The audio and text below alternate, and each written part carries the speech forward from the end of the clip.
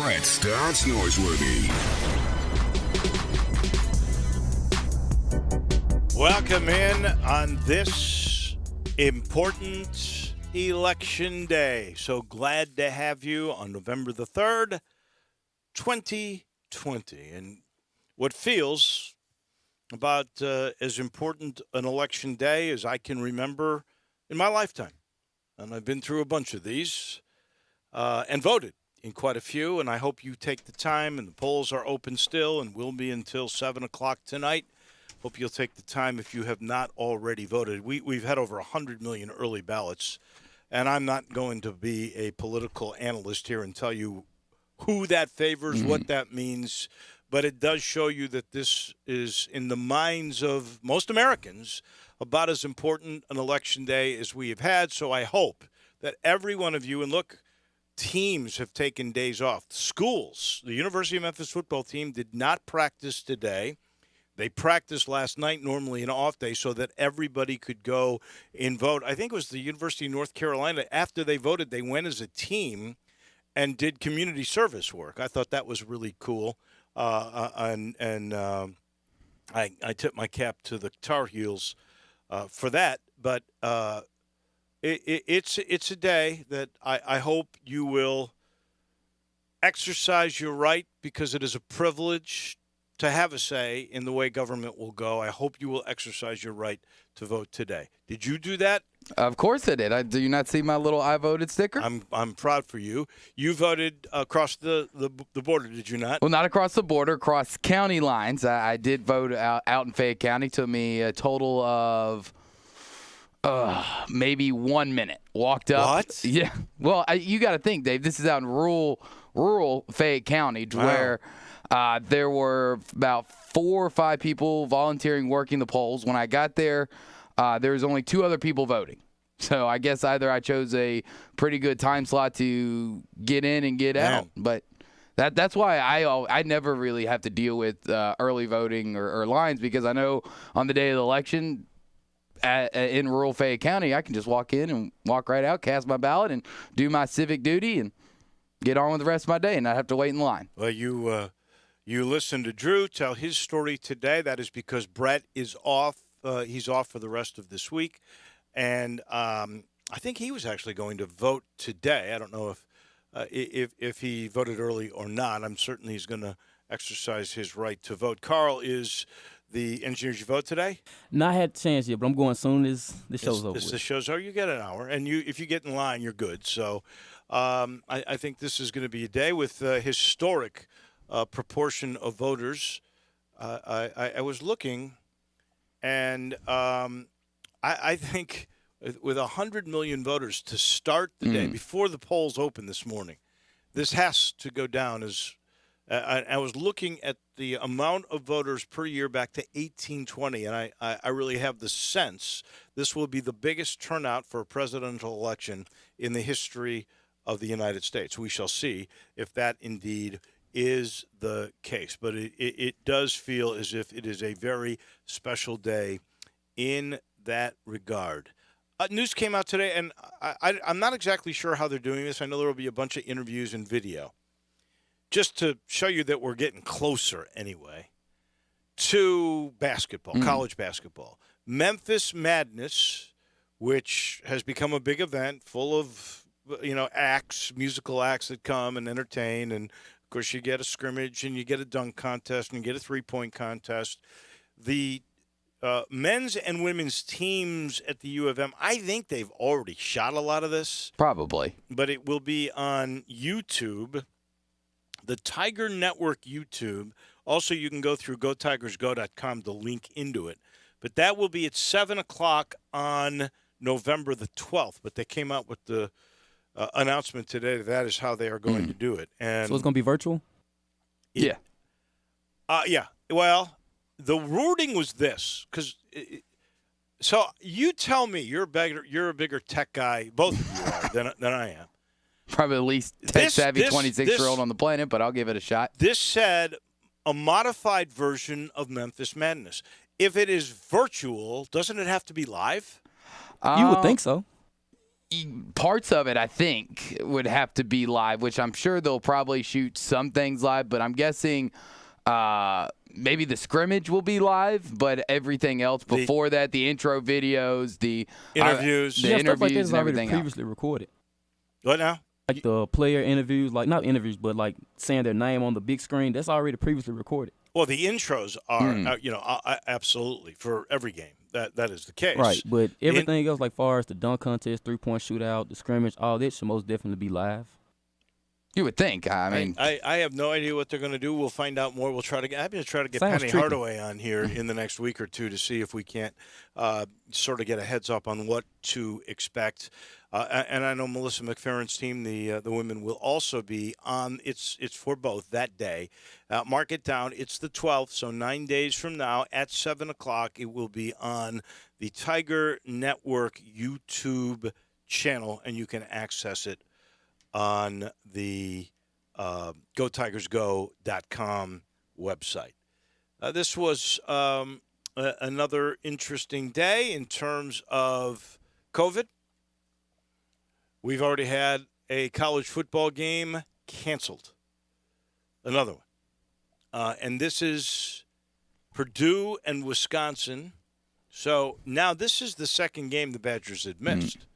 If the Badgers cannot play or miss one more game, they would no longer be eligible to play in the Big Ten championship game. And that's the problem that I've always had since the Big Ten came out with their plan to restart the 2020 season. That I know that they wanted to get all their ducks in a row, that they wanted to make sure they had the protocols there for the safety of not just the players, but for the staff and everybody else involved with restarting and starting a college football season. But when you limit yourself to that little of time, when you limit yourself to 8 weeks only, and no available bye weeks, no remaking up a game before the championship game, basically saying that we're going to live and die by 8 weeks, that you knew with all the other positive cases that have happened from college football in the rest of the part of the country and through everybody else that basically had already started or started when it was supposed to start the first weekend of September, that it just wasn't going to work. And it was frustrating to me because if you're not even going to try to make some games up, try to give yourself some wiggle room, then it's almost bound and determined to fail for a lot of these teams. And yeah, I feel bad for not just Wisconsin, but for Nebraska, who lost the game, for Purdue.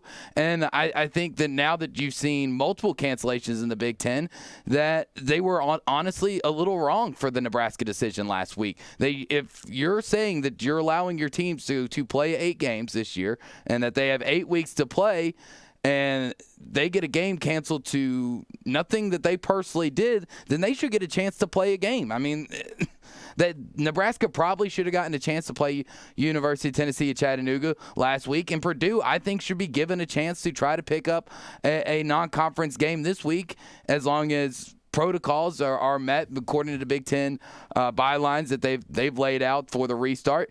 Then it should be allowed because you're just punishing people for no reason. But what would then be the purpose of that game? For instance, if Nebraska To had play played and stay UT ready. Chattanooga, I mean, we've seen so many teams. You're saying just to be ready to play other games in the Big Ten, but Yeah. you can't count that game as a Big Ten game. So Still remember, could count towards your record, though. I mean, but here's the problem: they're not playing any non-conference games. So if you're trying to figure out order for your league to be eligible to play in your championship game, they only want the games that count would be Big Ten games. So if you're saying play the game just to stay in shape, that's one thing.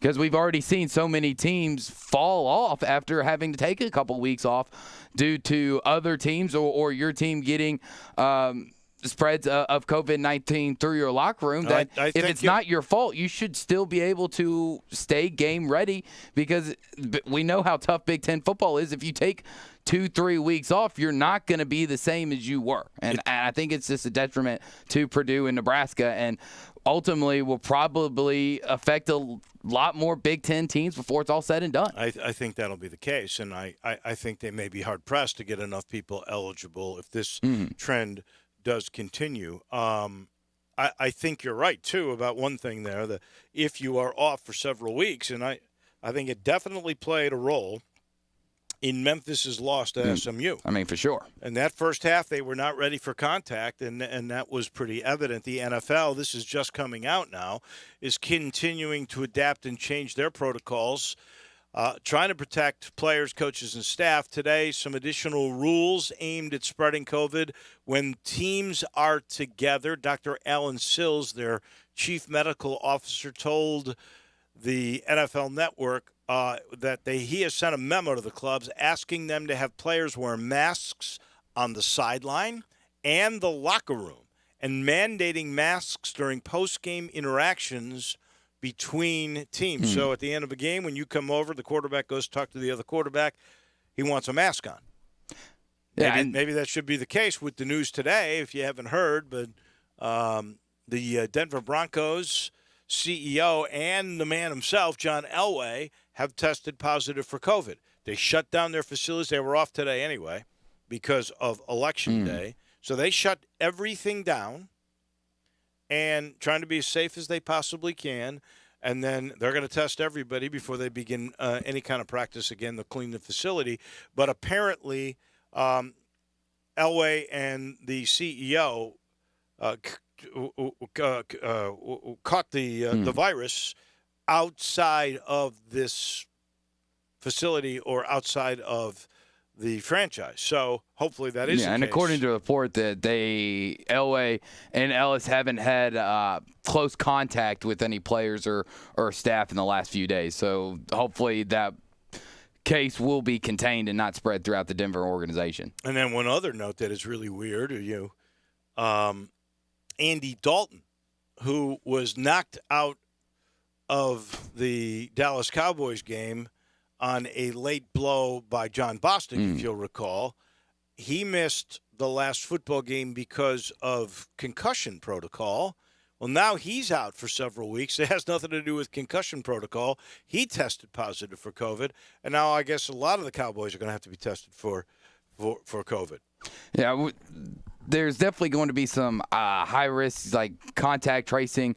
I'll get to some of that when we get to not top story of the day, but it's going to be hard to say that only Andy Dalton's going to be the only person that this is going to affect that isn't going to be ready to play by the weekend. And hopefully he is the only one that only positive, fingers crossed, but just due to contact tracing, depending on when the last time they had contact, if they'll be ready to play.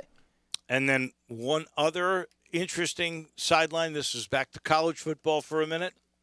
Trevor Lawrence, the no longer Heisman leading candidate, because now there's a couple of other quarterbacks, Mac Jones and Justin Fields, who, by Vegas standards anyway, are now leading the way for the Heisman Trophy. But Trevor Lawrence, has been out because of COVID and the protocol that goes with it.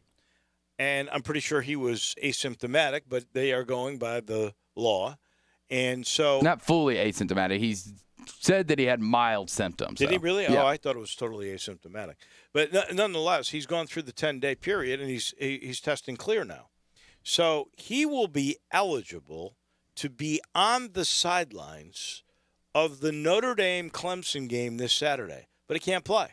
He cannot play because even though he's been cleared from COVID and that protocol, we started, and I think the Big Ten, they really were the first ones to really put this into the process. When the myocarditis study, the very first study, which I am really not sure how accurate it was. I'm not either. I'm just as confused about all the myocarditis stuff as everybody else. Well, the one initial study and then other studies beyond that have really sort of downplayed how critical and how many cases truly are in evidence that are a direct result from COVID. But they can't do all the testing and get all the paperwork done in time for him to clear the myocarditis protocol. So he's been cleared COVID-wise, and he will be on the sideline, but he will not be allowed to play until the following week against poor Mike Norvell in Florida State. He won't be able to play in the Notre Dame game because of myocarditis fears, not because of COVID. Well, I mean, and once again, like I said, I'm not as educated on myocarditis as I probably should be. It's confusing, like you said. One study shows that this is a big thing with COVID-19, that everybody that contracts COVID-19 can possibly get myocarditis, and that it's a really big thing for long-term health consequences. And I understand that we need to kind of do the test symptoms to see if there's a chance that he could contract myocarditis from it. But if he's and from all reports, I mean, from Dabo Swinney today, that he's doing great, he's feeling fine, is playing in one football game if he could possibly have some underlying myocarditis type of things really going to be that much damaging? Because once you have it, you have it and it's damaging, but it's not like you can make it worse, can you? I mean... Well, no, you can die. Based on the initial report, your heart becomes weakened enough that exertion would put you in life's harm. So that's the reason why, until they do the testing to make sure that there is no enlarged heart and that the circulatory process is clear, then you're cleared to go. There have been contradictory reports since the initial one that really, I think it was the thing that took the Big Ten over the top. The myocarditis was just another thing on top of COVID and the connection between the two that they said, wait a second now. We can't do this. We can't do this, and we certainly have to find out more. Well, since that initial report, there have been contradictory reports, medical testing. And that's the confusing thing about this. Right. But they put these protocols into place before that, and they're staying with it, and they're not going to take a chance. The odd thing is Clemson is still a 5-point favorite in that game over Notre Dame, even without Trevor Lawrence. We got a busy show coming your way in just a couple of minutes. Gabe Kuhn will join us. We will talk Tigers. We'll talk that Cincinnati game, and we'll talk about South Florida. Just looking at the South Florida numbers today, they're 1-5. Have not won a league game. They're 0-4. They give up about 36 points a game, and I think they may score 18. I'm trying to remember. I mean, it is ugly. I think they only get about 300 yards per game total. It is not a pretty thing. They play a lot of players, I'll tell you that. They rotate a lot of folks in and out. And Memphis, despite what happened in Cincinnati, a 17.5-point favorite against what used to be the mighty Bulls. Then they have really come down to earth. Gabe Kuhn will talk with us at 3:30. Brent Beard on college football at 4. Jeff Moore on the National Football League at 4:30. Bo Marchant right after that. Same thing. And then we'll talk some NBA and Ron Tillery. We'll find out what's going on with the restart of the start of the 2000. And will it be the 2020-21 season, or will it just be the 2021 season? I'd have to lean towards the latter now. I would kind of too, and I think scrambling too much right now to get it started in December. The reason it's because the players' union is pretty clear. They don't think they've had enough rest. They want to wait. Well, some teams have been resting since March. Well, that is true, but there are several teams that haven't been, and they spent a long time in that bubble, which I think took a big toll on them physically and mentally. But we'll get Ron Tillery's take on all of that. It'll be Taco Bell Crunch Time coming your way at 5:15. This hour of our show brought to you every day by Lexus of Memphis, 2600 Ridgeway, and online at lexusofmemphis.com. Give them a call at 901-362-8833. Lexus of Memphis offering the Golden Opportunity Fall Sales Event. Great offers on all 2020 models and always special lease options. If you ever thought I'd look great in the Lexus, well, guess what? Lexus of Memphis thinks you would look great in a Lexus too. Drive in luxury and confidence knowing that every new Lexus comes with complimentary first and second maintenance services. Stop by today at the one and only Lexus dealership in Memphis at 2600 Ridgeway and put yourself in the driver's seat of an all-new 2020 flagship LS500. 2021's on the way, and you'll be looking and driving great. When you purchase a Lexus, you get top-of-the-line engineering and design, and they make for the luxury driving experience.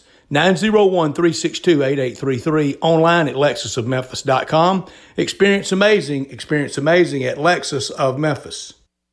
Top story of the day. Well, it is election day, and from the early morning when I started to look, other than Fayette County, when I was looking at cities like Philadelphia and Chicago, I mean the lines were blocks long. And we had all these 100 million, so I'll repeat, that voted early. Mm. And I have no clue, none, when all of the other ballots will be counted that came by mail. It's not just gonna be a long night. It's gonna be a long few days. It could be a long few days unless it is a blowout Maybe one weeks. way or another. If it is a blowout, we'll see. And the other candidate has to concede before it is totally official. Officially, yes. So we'll see how long this process will go. But my point again is, if you haven't yet, you still have time. You have until 7. Please exercise your privilege and your right to vote today in one of the most important elections in my lifetime. My top story of the day, we've already mentioned it. Wisconsin will miss its second straight game this weekend as the Badgers have announced their game this Saturday against Purdue will be canceled and team activities remain paused indefinitely because of the number of positive COVID-19 cases within the program. There are now 27 total active cases within the Wisconsin program, which include 15 student athletes and 12 staff members. And the numbers haven't really gone down since last week when they canceled against Nebraska. I believe there's 22 active cases when they canceled Nebraska. Now 27, so could be three strikes and you're out for Wisconsin next week. The 27, now when I saw the number of 22, that was 12 and 10 that were staff, 12 players, 10 staff. Do you know, since they've now gone up 5, where is that players? 15 players and 12 staff 15, members. so it's going up Yes. both ways. That is not a good sign where it's keeping No, it's not. on the rise. Now, their protocol's a little different. Like the SEC protocol, you had to have a quarterback. That was number one. So if you lose the top 3 quarterbacks, I think that means you don't have to play the game. You had to have 53 players. We've seen wide receivers play quarterback before, but same thing. I get it. No, I get it. They look in their quarterback room, No, on I their get depth roster. I'm pretty sure that if it went past 3, that you did not have one, that was your ability to make it a no game.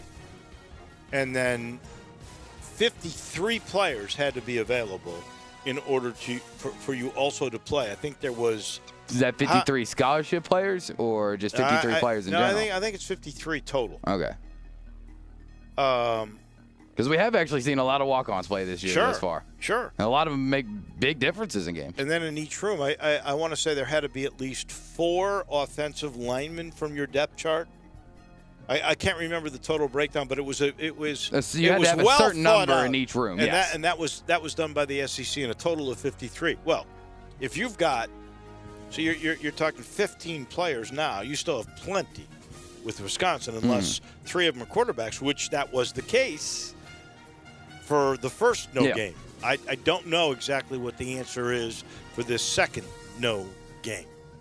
Not top story of the day. Oh, this goes back to all the COVID. I mean, let's just go from all the problems in the NFL and new procedures going on there, which we already mentioned, and now John Elway and the CEO of the Broncos to the Purdue-Wisconsin cancellation. Andy Dalton now, not concussion protocol, but COVID. These are all tough stories, that's for sure. And the number of cases today in Shelby County, now it just sort of depends on the way you look at this. Remember, Yesterday, there weren't very many tests. Today, 6,700 tests. So the cases are almost 400, 399 new cases. So we're at 38,532. One fatality. And with all those tests, that comes to a respectable number of 5.9%. Hospitalization space, by the way, very stable. So that was good. And I guess if you look at the positivity rate, I did not see the spread rate today, but the positivity rate is very livable. That is for certain. We're up to 265,000 cases in Tennessee now, and almost 3,400. We're at 3,400 deaths in Mississippi, and they continue to get new cases at a pretty, I shouldn't say accelerated rate because it's down a little bit, but it's still higher than the other two states. 644 new today. At the time, about noon when I collected this data, that's 121,000 total cases there, 113,000 in Arkansas, and they are approaching the 2,000 fatality rate. In the United States now, over 9.5 million. We had 20,000 new again earlier in the day. I'm sure that will go up. 237,000 fatalities, 150 million tests now, 3 million active cases in the world, 47 and 2/3 million cases. There are 291,000 new cases, 12.5 million active, and we are approaching 1.25 million worldwide deaths from COVID-19. My not top story of the day: 6 Ravens members of the Baltimore Ravens were found to be high-risk close contact of cornerback Marlon Humphrey, who tested positive for COVID-19, and they are must isolated for 5 days ahead of the Sunday's road game against the Colts. Dr. Alan Sills, the NFL's chief medical officer, said today on a conference call that the league discovered through contact tracing that 6 members of the organization fell under the high-risk category. The Ravens have not announced who exactly or which players are now on reserve or the COVID-19 list. So we don't know if this is 6 players, if this is 2 players, 4 staff, 5 staff, 1 player. But 6 people have been determined to be the high-risk close contact of Marlon Humphrey from his positive test yesterday. Sure, not going away yet. Let's get past this election, and let's hope. There's 179 vaccines being worked on. There are, what, 3 or 4 in final stages of trial tests. Let's hope this thing gets here. And whatever the combination was, what steroids and antibodies and remdesivir, whatever that cocktail was that was so good for President Trump, let's hope that that is mass-produced. And so we have an outlet that way to put an end to COVID-19. We are now officially underway on this Tuesday. Gabe Kuhn talks Tigers with us in just 1 minute. Sports 56 mornings with Peter Edmiston and Anthony Zane. Weekday mornings from 7 till 10 on Sports 56, 98.5 and 96.1. You hear the phrase all day, every day. In these uncertain times this, in these uncertain times that. Well, in these uncertain times, one thing I know for certain, you want you some Central Barbecue. Central Barbecue is open for you to dine in or carry out, online orders and curbside pickup. And another thing you can be certain about is this. We are doing everything in our power to keep you and our staff safe. You can be sure that everyone working at any Central Barbecue is following every safety protocol there is, and they'll encourage you to do the same. Come on in and get some Central Barbecue. And yes, your face covering is probably going to end up with some sauce on it. A small price to pay for safety. Hey folks, I'm Jarrett Carter. My family recently purchased East Memphis Ace Hardware at Quince and White Station, and we're excited to offer the best selection of Big Green Egg and Traeger grills. And then don't forget about our Benjamin Moore Paint Studio and the Garden Center for flowers. Save 60% with our new Duracell key fob replacement program. We have a master locksmith service as well as glass cutting and screen repair. The East Memphis Ace Hardware, located at Quince and White Station behind Three Little Pigs. Do you own or rent your home? Sure you do, and I bet it can be hard work. You know what's easy? Bundling policies with Geico. Geico makes it easy to bundle your homeowner's or renter's insurance along with your auto policy. It's a good thing, too, because you already have too much to do around your home. Go to geico.com, get a quote, and see how much you could save. It's Geico easy. Visit geico.com today. That's geico.com. Again, that's geico.com. Hey, Tiger fans, this is John Stacy of the Wolf Chase Honda Blue and Gray Show. You can hear Drew Barrett and I talk Tigers with Tigers every Sunday at 5 right here on Sports 56, 98.5, and 96.1. You never know which Tigers great we'll have in the studio with us either. We'll get them to call in, too. We are your go-to show for Memphis Tigers football. We are the show to talk Tigers with Tigers. That's the Wolf Chase Honda Blue and Gray Show right here on Sports 56, 98.5, and 96.1. Now, back to Sports Time on Sports 56 with Wolo and Stack. This hour of Sports Time is brought to you by Lexus of Memphis. Here once again are Dave Wolochin and Brett Norsworthy.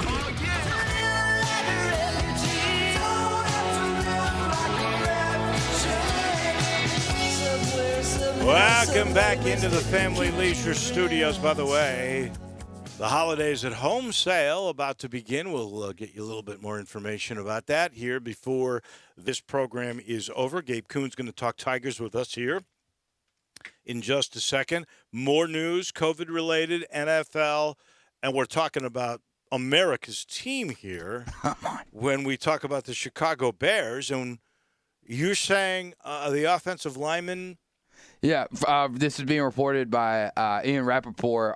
Offensive tackle Jason Spriggs has tested positive for COVID-19, sources tell him. In addition, guard Jermaine Anthetti was determined to be at the high risk close contact, and will have to go on that list as well. So just because he was close to a guy so who's got it. Antheti's going to have to go on the 5-day list. So he's on that list because he was close, even though he may not have tested positive. Yes. But that is close contact and an underlying condition that makes him – you would have to think too, right? The guy just hit, sweated, bled on the New Orleans Saints players, on the New Orleans Saints. And Spriggs, by the way, was very active in that game. He wasn't Wims hitting people, but well, he was trying to hit some people, but in a legal way. So we'll be keeping our eye on that. That becomes even more tricky. You keep losing guys. At the pro level, there's only so many offensive linemen. Now that's 2 guys off the Bears' offensive line depth chart. Wow, I mean that's a crippling blow to any team to lose guys like that. Time to talk a little Tigers with Gabe Kuhn. It's brought to you by Crab Kings, Neil's Bar and Grill, Bartlett Small Engines, Mount Moriah Auto Sales, and Southland Casino. Southland's ready and welcomes you back with craps, blackjack, slots, and all the rolling and sportsbook betting opportunities. They are all there as they have reopened the casino floor is back and ready and just wanting you folks to come back for craps and blackjack and all your favorite slots. So what are you waiting for? Go ahead and make sure you stake that short drive to Southland Casino because they are ready for you. We're ready to talk some Tigers with Gabe Kuhn. Gabe, you I know have been in many a meeting room. When it comes to the offensive line, you lose 2 guys this part of the season and have to replace guys that haven't really played, and maybe you have to juggle positions, even at the pro level. How tough is that? Very. I know that this week of practice for that O-line group, all the meetings, they're going to be tough. It's going to be their toughest week of practice, no question. What was done in that Cincinnati game up front was, I think they would even admit, something that they would be embarrassed by. You have your lead back, only go for 16 yards. He's been rushing for 100 rather easily in these games, and his average was under a yard an attempt. It's definitely one of those things they're going to have to take to heart. But they've had a lot of shuffling pieces. You had one guy this year playing his position that he has played in the past, and that was Obina A's over at left tackle. You have guys that have been there and played some time, but again, Dylan Parham moving over to right tackle, shuffling there. Manny Arona Lopez going into center.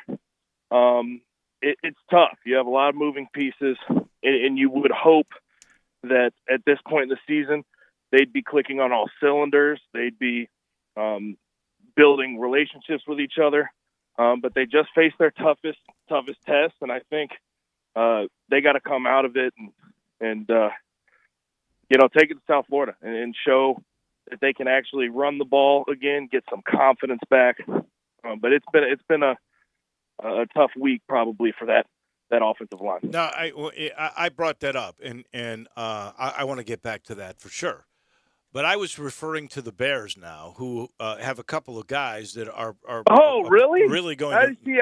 I must have missed the first part of your question. Yeah, well, I was. It was a tie-in. The Bears O-line. Oh, come on, Dave. The Bears O-line is dreadful. But wait. It has been since Kyle Long left. No. Actually, I didn't know it was starting to look a little bit better. I thought to a certain degree, but they've lost a guy who tested positive for COVID and another guy now who is lost because of contact tracing and underlying conditions. So I was building up to the Memphis game. Okay. But right. I was just saying to you, even at the pro level, how tough is it to juggle? We saw it. Now, Dylan Parham has played right tackle for 5 games, I would say, and he's gotten Pro Football Focus grading very high. So he is starting to catch on. I think Memphis's problems with the O-line and the running game all had to do with Cincinnati this week. I'm just saying to you, even at the level of the NFL, how tough is that to jiggle in the middle of a season? Oh, it's really hard because, again, O-line is one of the sort of rare positions on the offensive side of the ball where your block and your performance depends on the guy next to you more than anything because, 95% of the time you're in a combination block. You're working with another guy, and if you guys don't have that sort of telepathic nature with each other and an understanding of that guy's footwork, that guy's where he's going to be, how strong is he? If you don't have that understanding, that becomes really tough. So it's tough to throw 2 guys next to each other and expect them to play at the top of their game if you just throw them in there for 1 week. Yeah, going back to the Memphis game and that running game, like you said, only has 16 yards. You're in that O-line room. You're rewatching the game. You're talking. Obviously, you didn't do as well, but do you think that some of the rushing game could have fallen on Clark and Watkins and crew, just not seeing open holes that maybe a more experienced guy like, say, Kenneth Gainwell, if he would have played this year, would have hit? Or was it kind of just all on the offensive front of not opening anything up for them to hit? I think more than anything, it really was blocking schemes and getting pushed back into the backfield by that pretty stout defensive line of Cincinnati. But, of course, there's going to be some that the guys miss, that the guys in the backfield miss, Kyler Watkins or Rodriguez Clark. But we know, Drew, that there's a certain amount, not even a big amount of production that you're missing when you don't have Kenny Gainwell in there. Again, there's not really that super explosive back in that backfield anymore. Rodriguez Clark has his moments with some decent runs, but not that big 90, 80-yard touchdown home run hitter. So, of course, you're missing Kenny Gainwell. They've missed him the entire season. But I think a majority of the problems, when you look at it, fall on the physicality of that O-line. They were getting pushed back, couldn't really own it, didn't get much of a surge all day, and that worked to the detriment of those backs. I'm curious, if we look at personnel, the Tigers are only playing 6 offensive linemen. That's really what Jim Bridge and what Ryan Silverfield had faith in, 6 guys. And so you can't make personnel changes now, right? I mean, No. and I'll say this about Drake Clark. He came into the Cincinnati game averaging 105 yards per game. I don't think he had a game that was less than 90-something yards.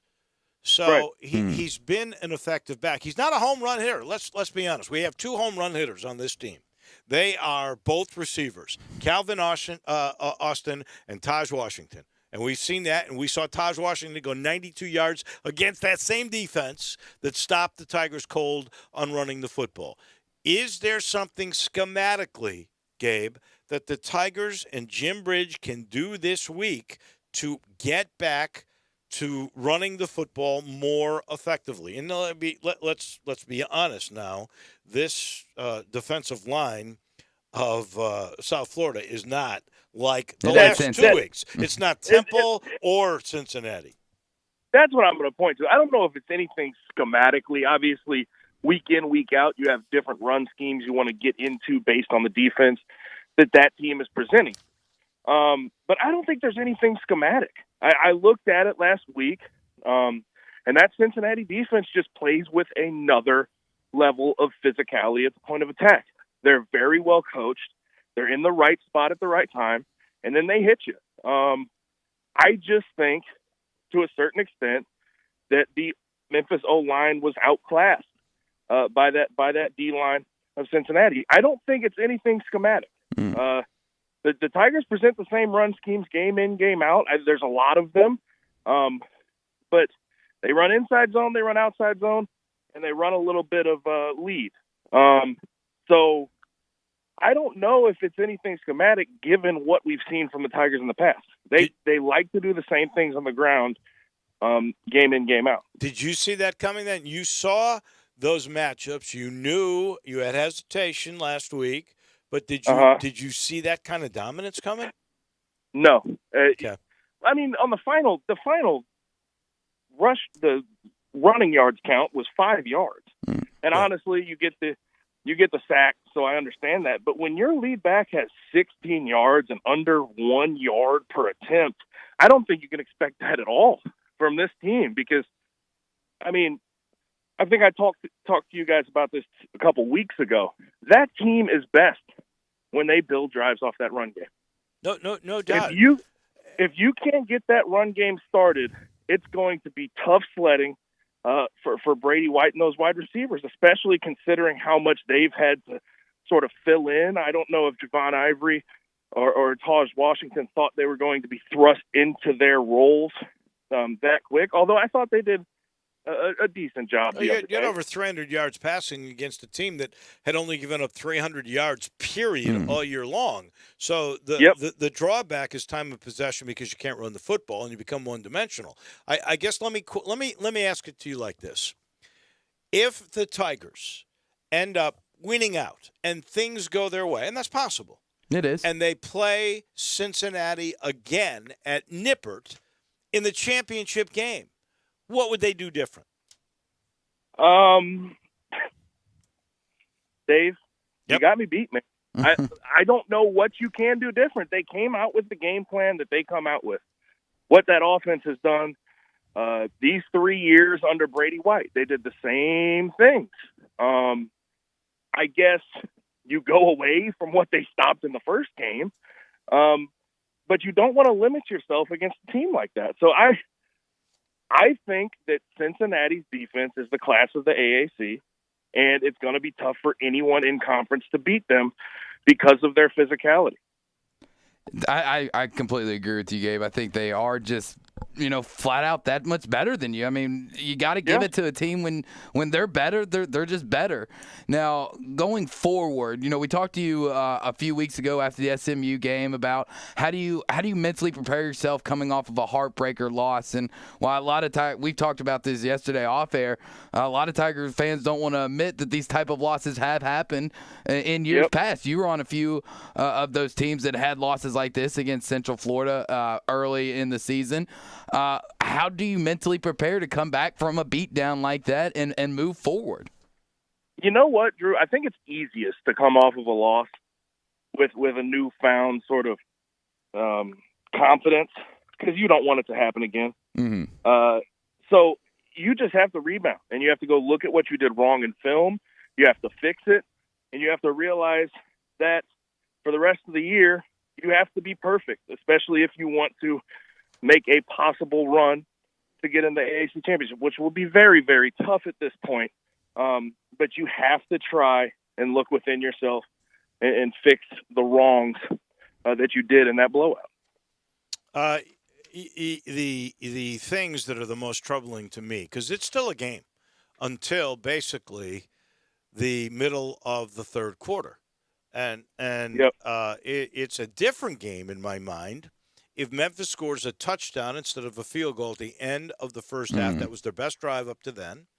And, there's a couple of calls that you have to wonder that if they had gotten the call on pass interference Twice on the same play, but first down and 10 at the goal line, that might have made a difference. The one that kills you is the next drive, where you have a 3rd down and 2 at the 10-yard line, and you slide instead of dive, and because you could have probably gotten the first down, would have, and then you don't get any points because you decide. And I don't blame Ryan Silverfield for this call. He's seeing the way his defense is playing. I better get touchdowns. I don't think field goals are going to do it, even though it would have made it at that point a one-possession game. And you get nothing. Then Cincinnati goes the other way, and deflation and loss of concentration, and the ball game is all over. So it might have been a little different, and I know we're talking about dominance here, but if you get 14 points instead of 3 on those 2 possessions, it's a whole different matter here. No question. You know how momentum works more than anybody. I mean, you've been doing that for quite a while in regards to calling games. If one possession goes wrong, you can start to see things fall out of whack for a certain team. But I do think, yes, it may have been a different game. In fact, I know it would have been a different game. But that Cincinnati team is just playing with so much dominance right now that I don't know if the Tigers would have pulled it out had that gone their way, right? It's just they're a lot of good. momentum. Yeah, they are that good. I think you look at the Tigers and you look at what Cincinnati is bringing to the table. They have a lot of continuity, including with their coach. They really have not had many big injuries, and they're just playing with another level of physicality. They really are. But I do, last thing for me, because I know we are up against the break, I want to go back to the O-line and what you said earlier, that you don't think it's schematic. You don't think that it's really the technique or the game plan. So what's going on in the O-line room this week? What are they actually working on the field? Because if it wasn't technique, it wasn't schematic, then what are those coaches telling the guys of how to iron out things that really weren't their fault, I guess? I mean, what is the thing to get better this week? It's certainly their fault. Well, yeah. You got to understand within a game, the opponent, when they're good, they force mistakes. Okay, so I'm not saying that the O-line didn't play with mistakes and there's nothing they could have possibly done to do better. That's not what I'm saying. Okay. What I'm saying is they had a lot of trouble with the physicality first and foremost, and just how good that Cincinnati defensive front was. Now there's mistakes that they're certainly gonna have to correct, whether it's taking a false step here, a misstep there. But overall, they just have to realize who they are and come to practice with sort of a newfound confidence and figure out how they're going to come out of this thing. They can't fold. They can't sort of die down. They have to be the group that gets that offense off the ground most of the time in regards to building drives on the run game. So they're going to have to come this week in practice and find a physicality that they haven't had in a while. All right, last thing, talking Tigers with Gabe Kuhn. The other area that is frightful, frankly, is the secondary. We've seen people, Cincinnati is a running team, and they threw 14 straight passes against that secondary. I will say this. The defensive front is going to help Memphis in this game against South Florida. And the other reason I say that is the South Florida offensive line has given up like either 16 or 18 sacks this year. So O'Brien Goodson and JoJo Dorcius and Morris Joseph, they're going to have opportunities, I think, to really put a lot of heat on whichever quarterback plays for South Florida. But what can you do about that secondary middle of the year? I think, when was it? A couple of weeks ago when we had the conversation about, is it schematic? Is it personnel? Right. What is it? The thing that really boggles my mind is you're into the season quite a few weeks at this point.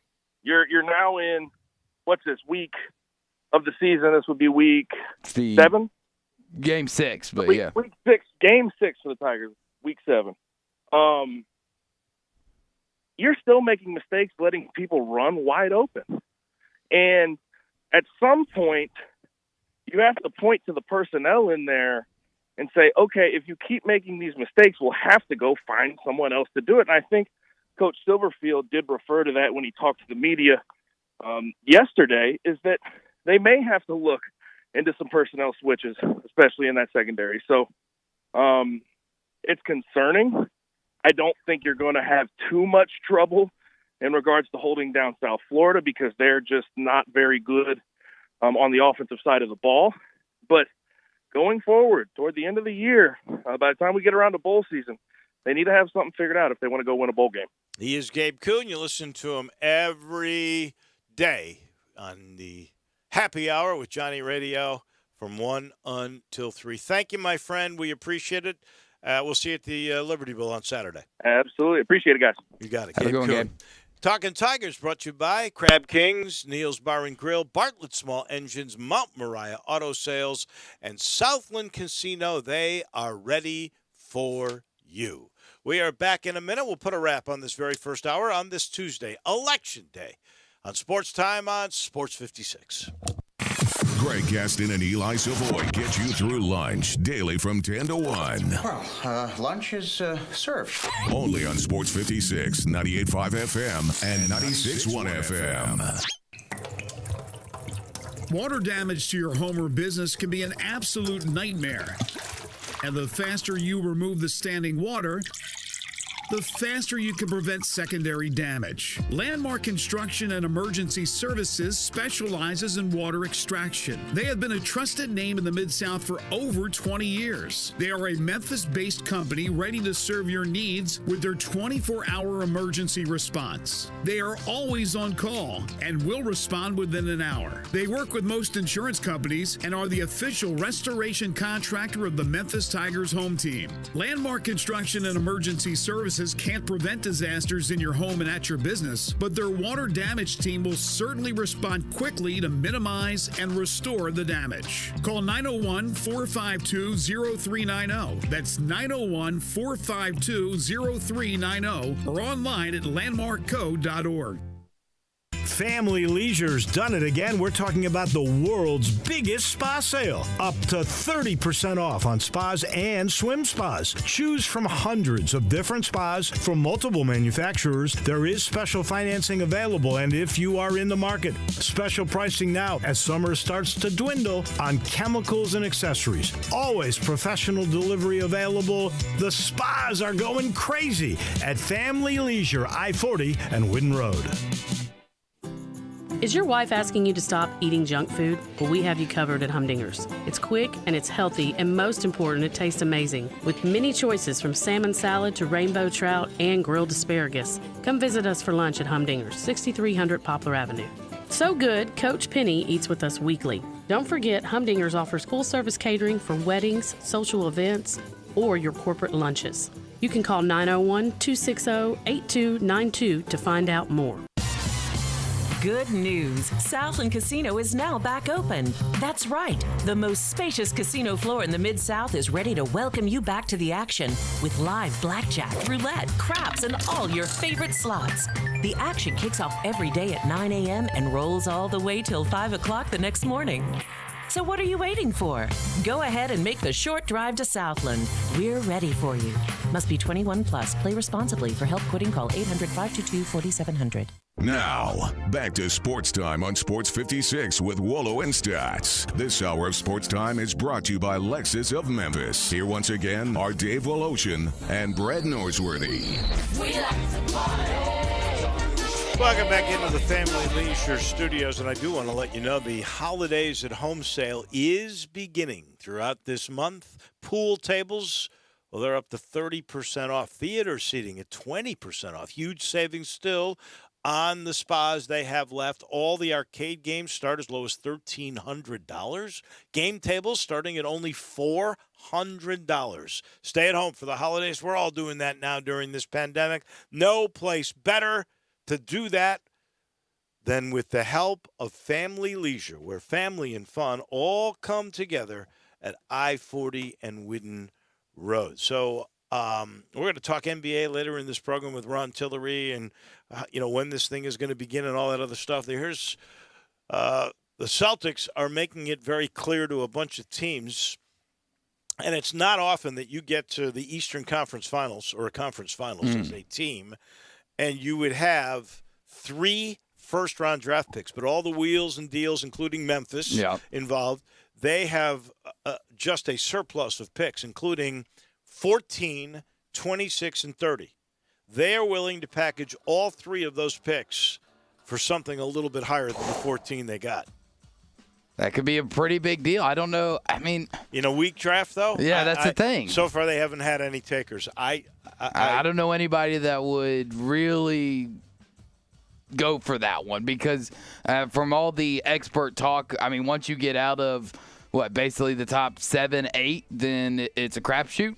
You pretty much have 5 to 7 sure guys in this draft. I look at this draft. I don't think it's a good draft at all. And again, I'll say what I said earlier, and I can't wait to ask Till about this. I see 2 guys that I think really are going to be solid, long-time NBA players: James Wiseman and Toppin. Oh yeah, Obi Toppin for sure. Those 2 guys, in my mind.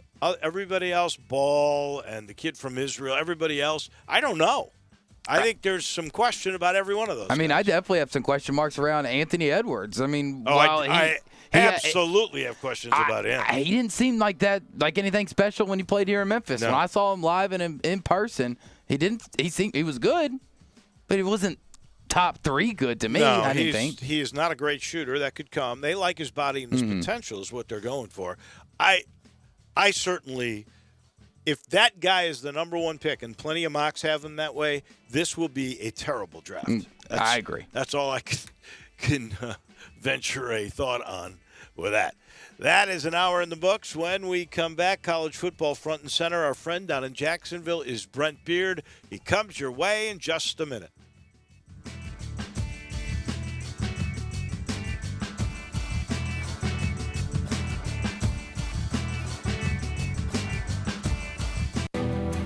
For the ones standing guard, for the eagle-eyed, for the knights in shining armor, and for all those who support them.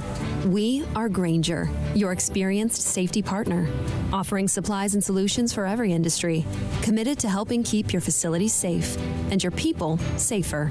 Call clickgrainger.com/safety or just stop by. Grainger, for the ones who get it done.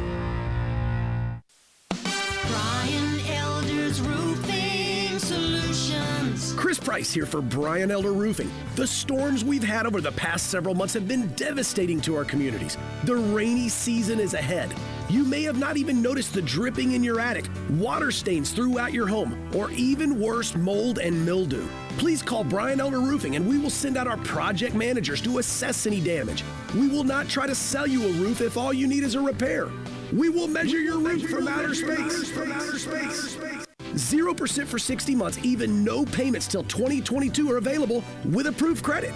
If you've noticed missing shingles, water stains, leaks in your roof, call us before you call your insurance company at 867-0303. That's 867-0303, and we will provide a free, thorough inspection of your roof's condition. Call 867-0303. Brian L.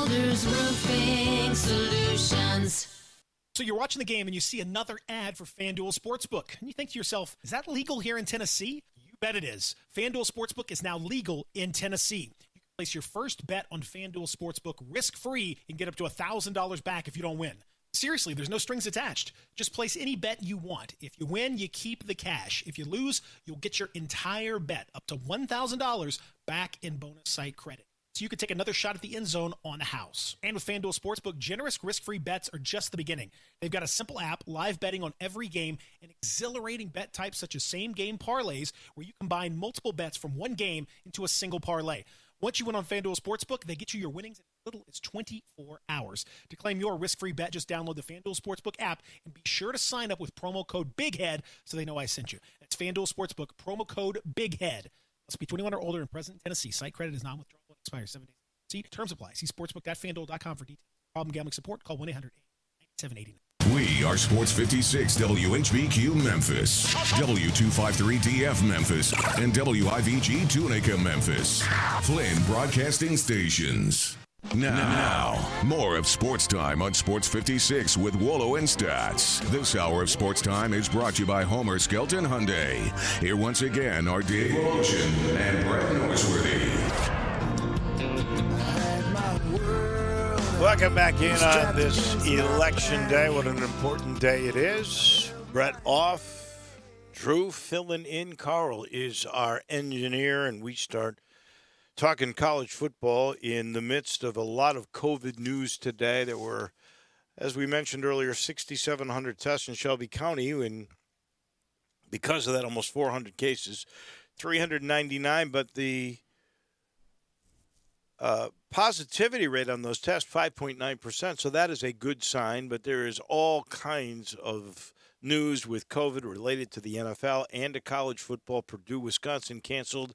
If the Badgers were to miss one more game, they would no longer be eligible by the Big Ten's own rules to participate in the title game. And it's looking more and more like, since Ohio State is zipping 2 now, that Wisconsin is probably the second best team in the Big Ten behind only Ohio State. We love chatting college football with our friend who writes great notes every day, it seems, during the college football season. That is from Jacksonville, Florida, Brent Beard, who joins us in this time slot every week. Brent, you think if the Big Ten were to do all this over again, would they start on time with flexibility, or would they just not start at all?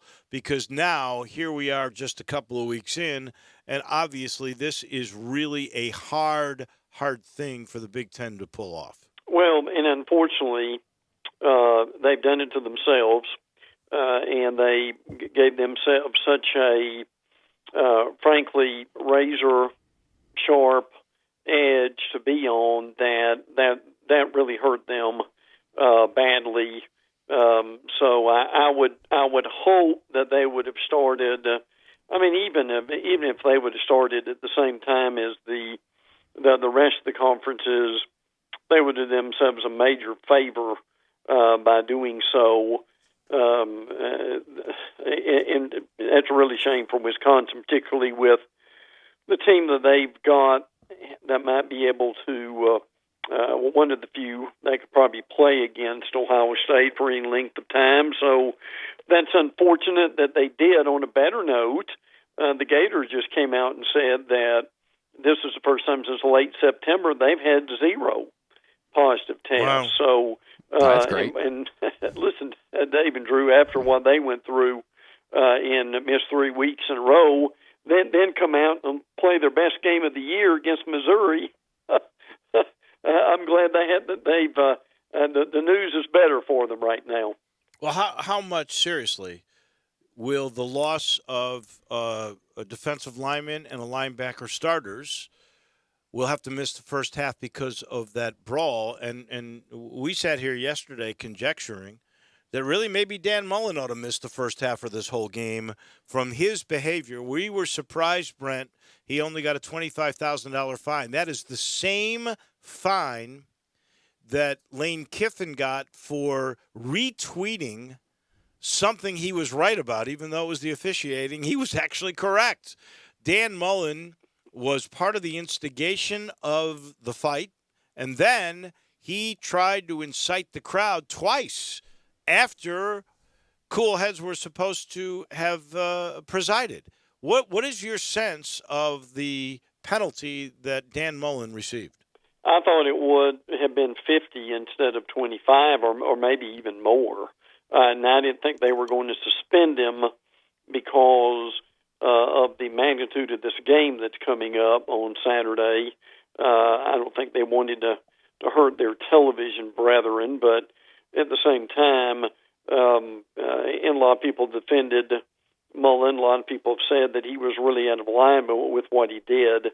So, no, I was quite surprised that it wasn't more. I mean, 25 to these guys is almost pocket change in some ways.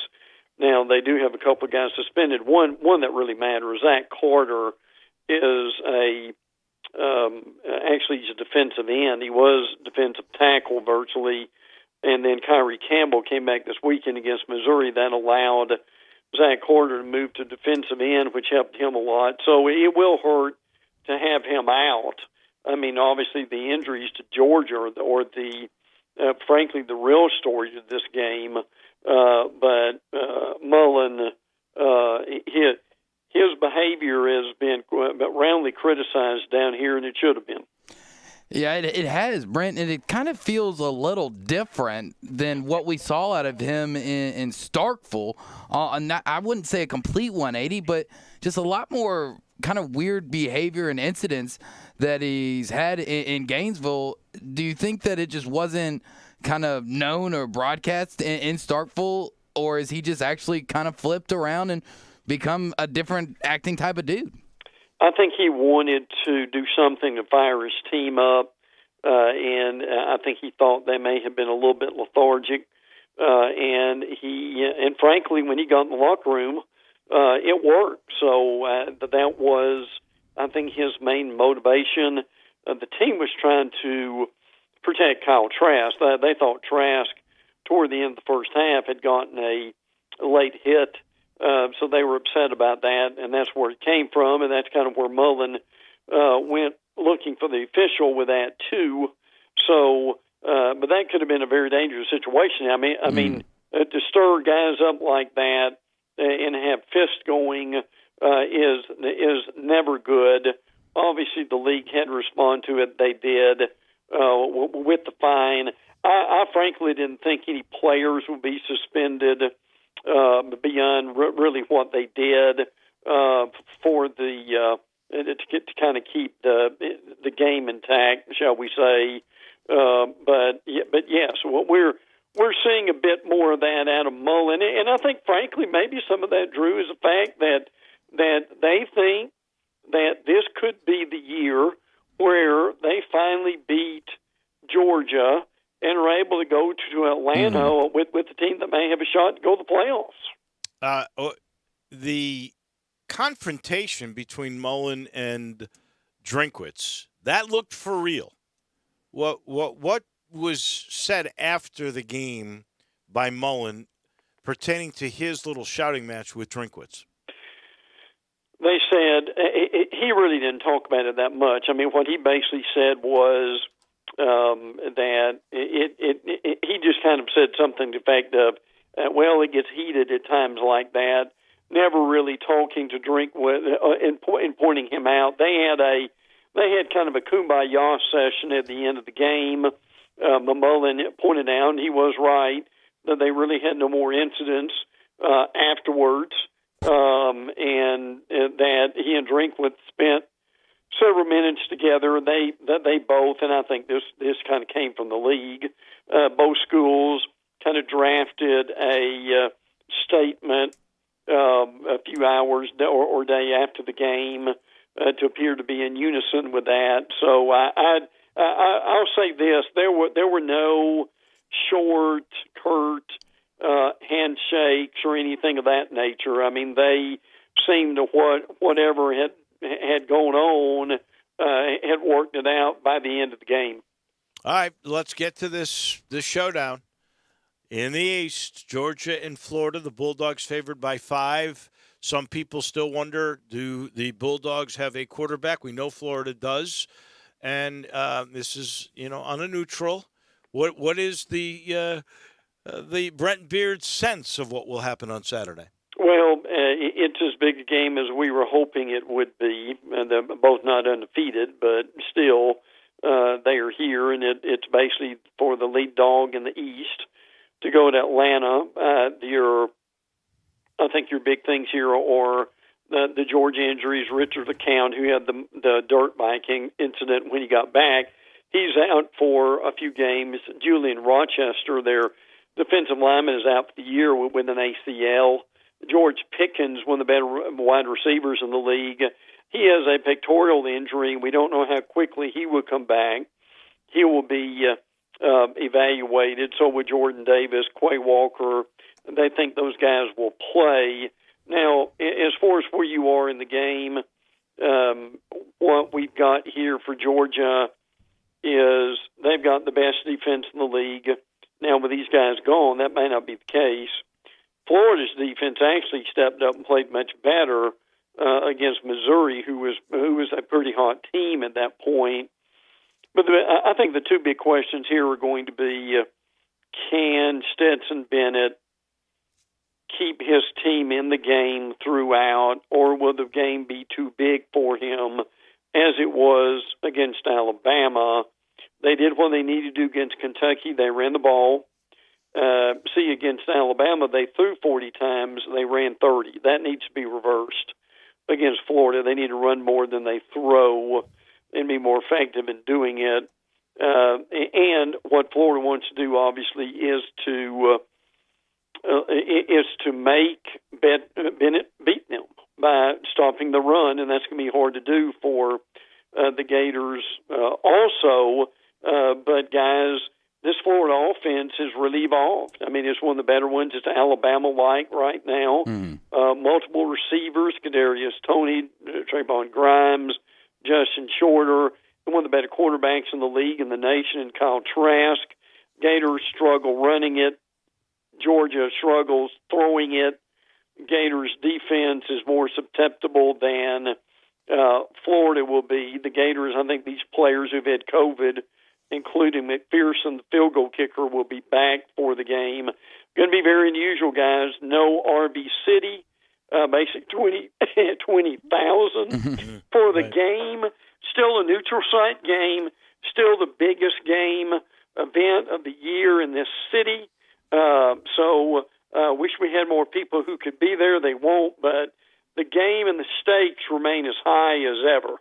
Definitely the best game of the week in the SEC, and only a 4-game slate this week, and everybody else is kind of so. I think probably the second best game this weekend would be Tennessee and Arkansas. And do you think Garantano has a prayer with how many interceptions and how up and down he's been against what we've seen to be a really good Arkansas defense? In spite of how much he has struggled, they would still probably say that he still may be their best quarterback, or at least their most consistent. Everybody wants to see the freshman, as they always do. So, but this Arkansas team, I wonder if they're running out of gas a little bit, guys. The fatigue showed against A&M. They played well against A&M early on. Felipe Franks really played well. It was good to see Rakeem Boyd back running the ball again. I could see Arkansas winning this game. But the one thing Tennessee needs to do is, regardless of their record by the end of November, they need to find a quarterback, don't they, guys? They need to find somebody who's consistent. And to me, if they could do that by the end of the year, that would be one of the major goals that they had going in. I think A&M may be better than everybody thinks. I know they struggled in the game against Vandy, but they won it, and everybody loses to Bama. But they took Florida, they took apart State, and they actually were in control of that game against Arkansas the whole way. Why don't we give A&M credit? Well, I think, Dave, the easy answer to that is people don't trust A&M in November. That they have seen what Kevin Sumlin went through with them. They have seen the first couple of years of Jimbo. that they started off early and then they would fade in November, and that is why this South Carolina game is important.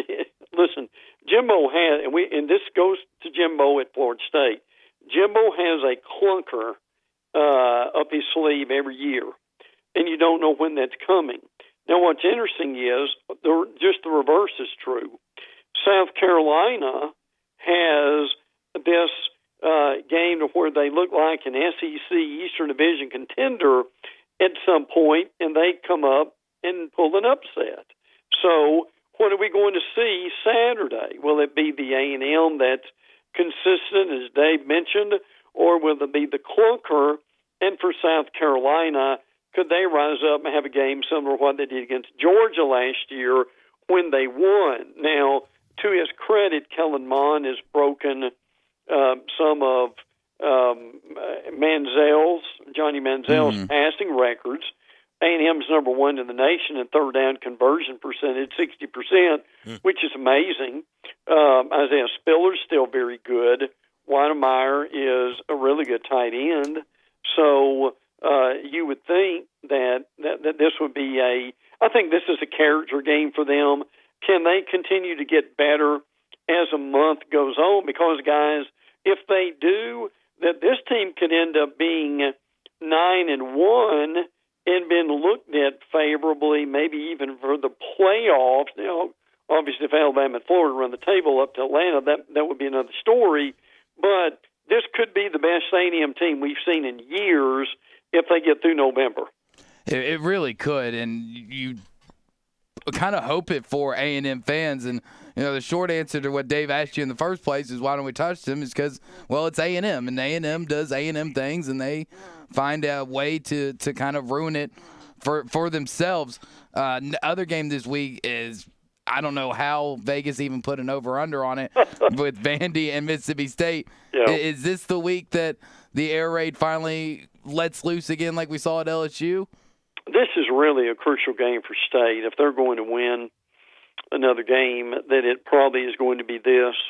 State has 3 touchdowns in the last 4 games.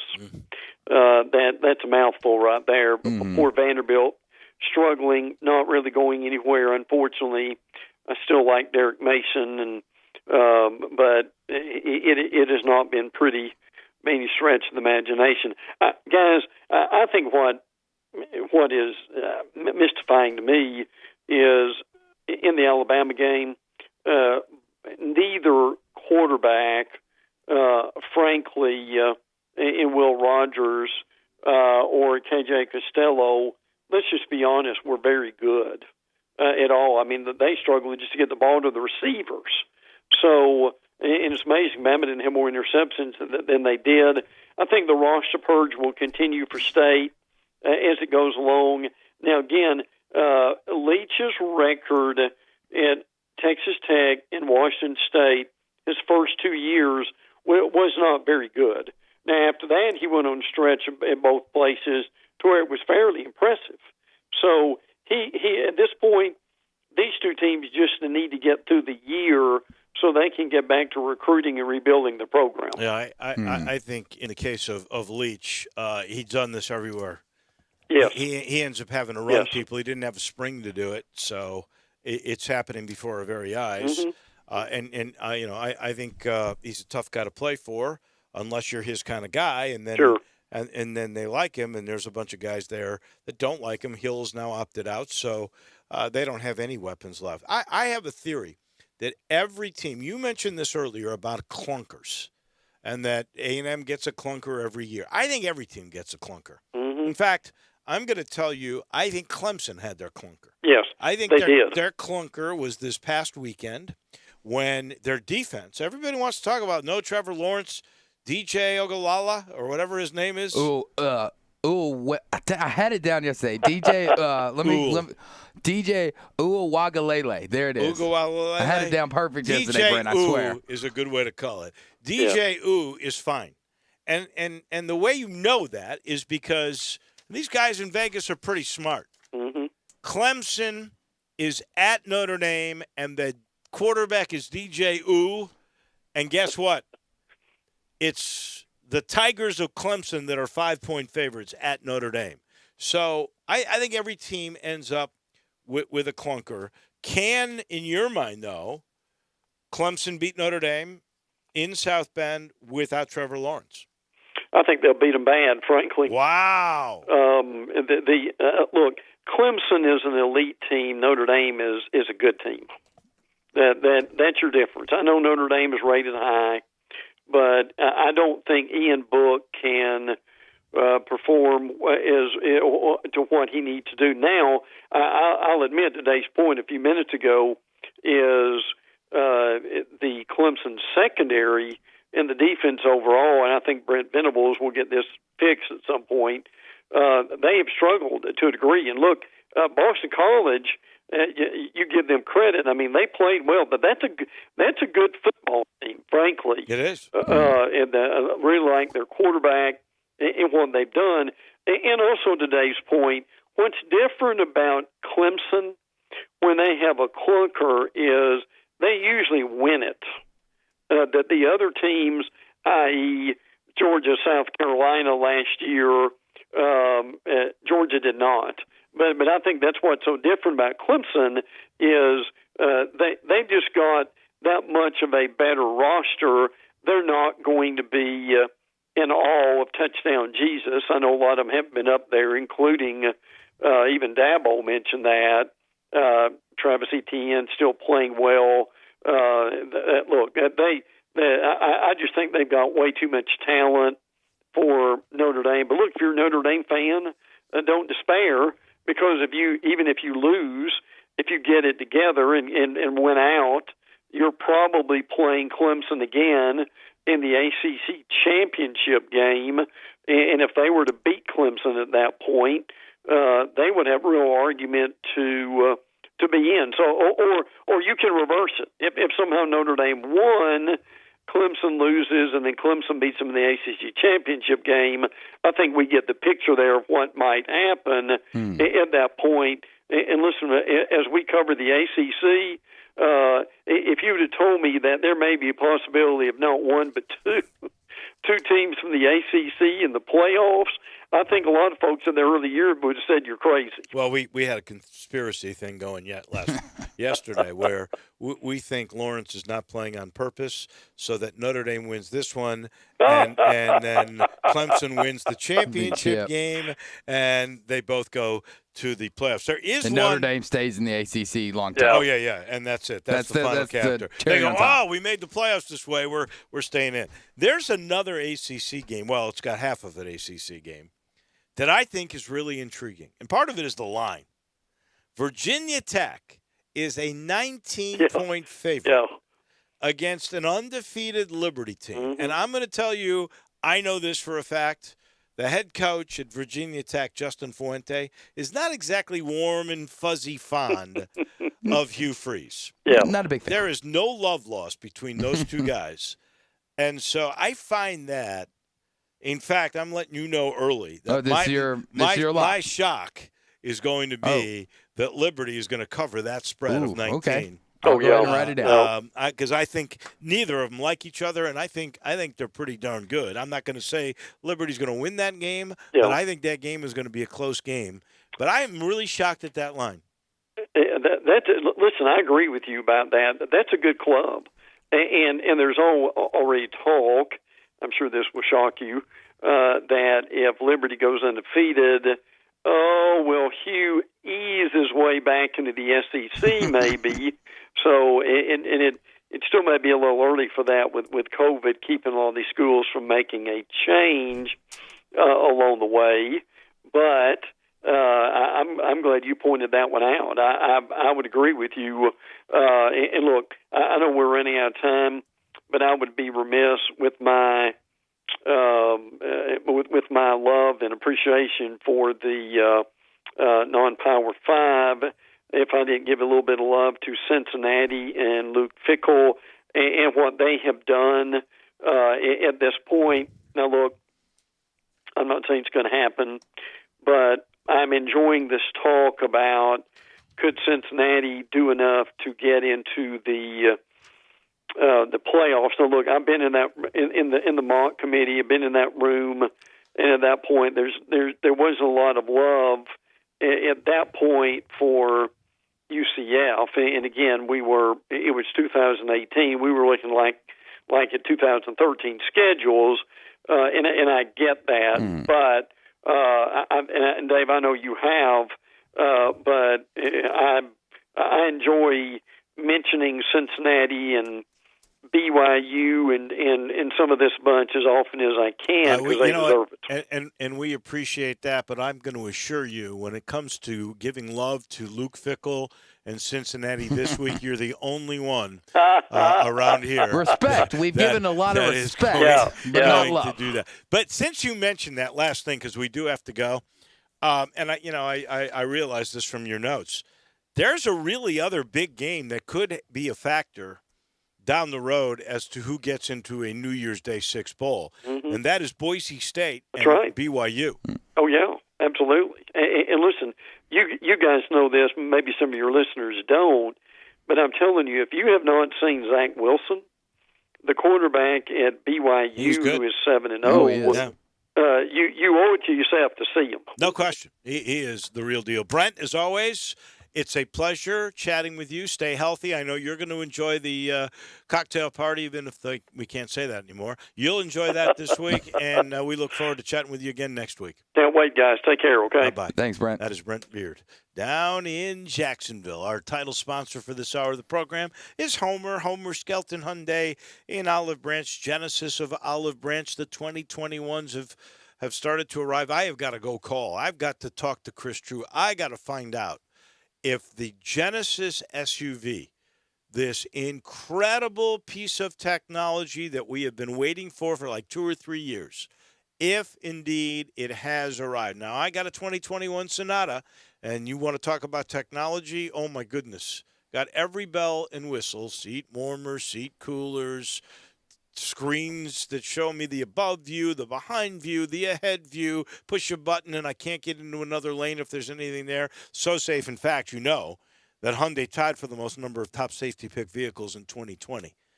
But I got to tell you, they're durable too. With all this technology, they are built to last a lifetime. You get a limited lifetime powertrain warranty on every new Hyundai and every new Genesis. And to help make them last, they give you a 3-year, 36,000-mile maintenance package on every new car. Please get on Lamar. It's Highway 78 when you get to State Line Road. You go a little bit into the very first exit. That's Craft Road. Turn left. See Chris True and the gang that's been together for 13 years. They have literally raised the bar for the way car business should be done. Please see for yourself at Homer Skelton Hyundai and Genesis of Olive Branch. We take a quick timeout. We will be back here momentarily. We'll switch to the NFL. Our good friend, former Ram, former Vol. That would be Jeff Moore. He comes your way next. Broadcasting from the Family Leisure Studio. We are Sports 56, 98.5, and 96.1. Get in the zone, AutoZone. Welcome to AutoZone. What are you working on today? Check engine light on? That's what we're here for. Let's head out to your car. This is our free AutoZone Fix Finder service.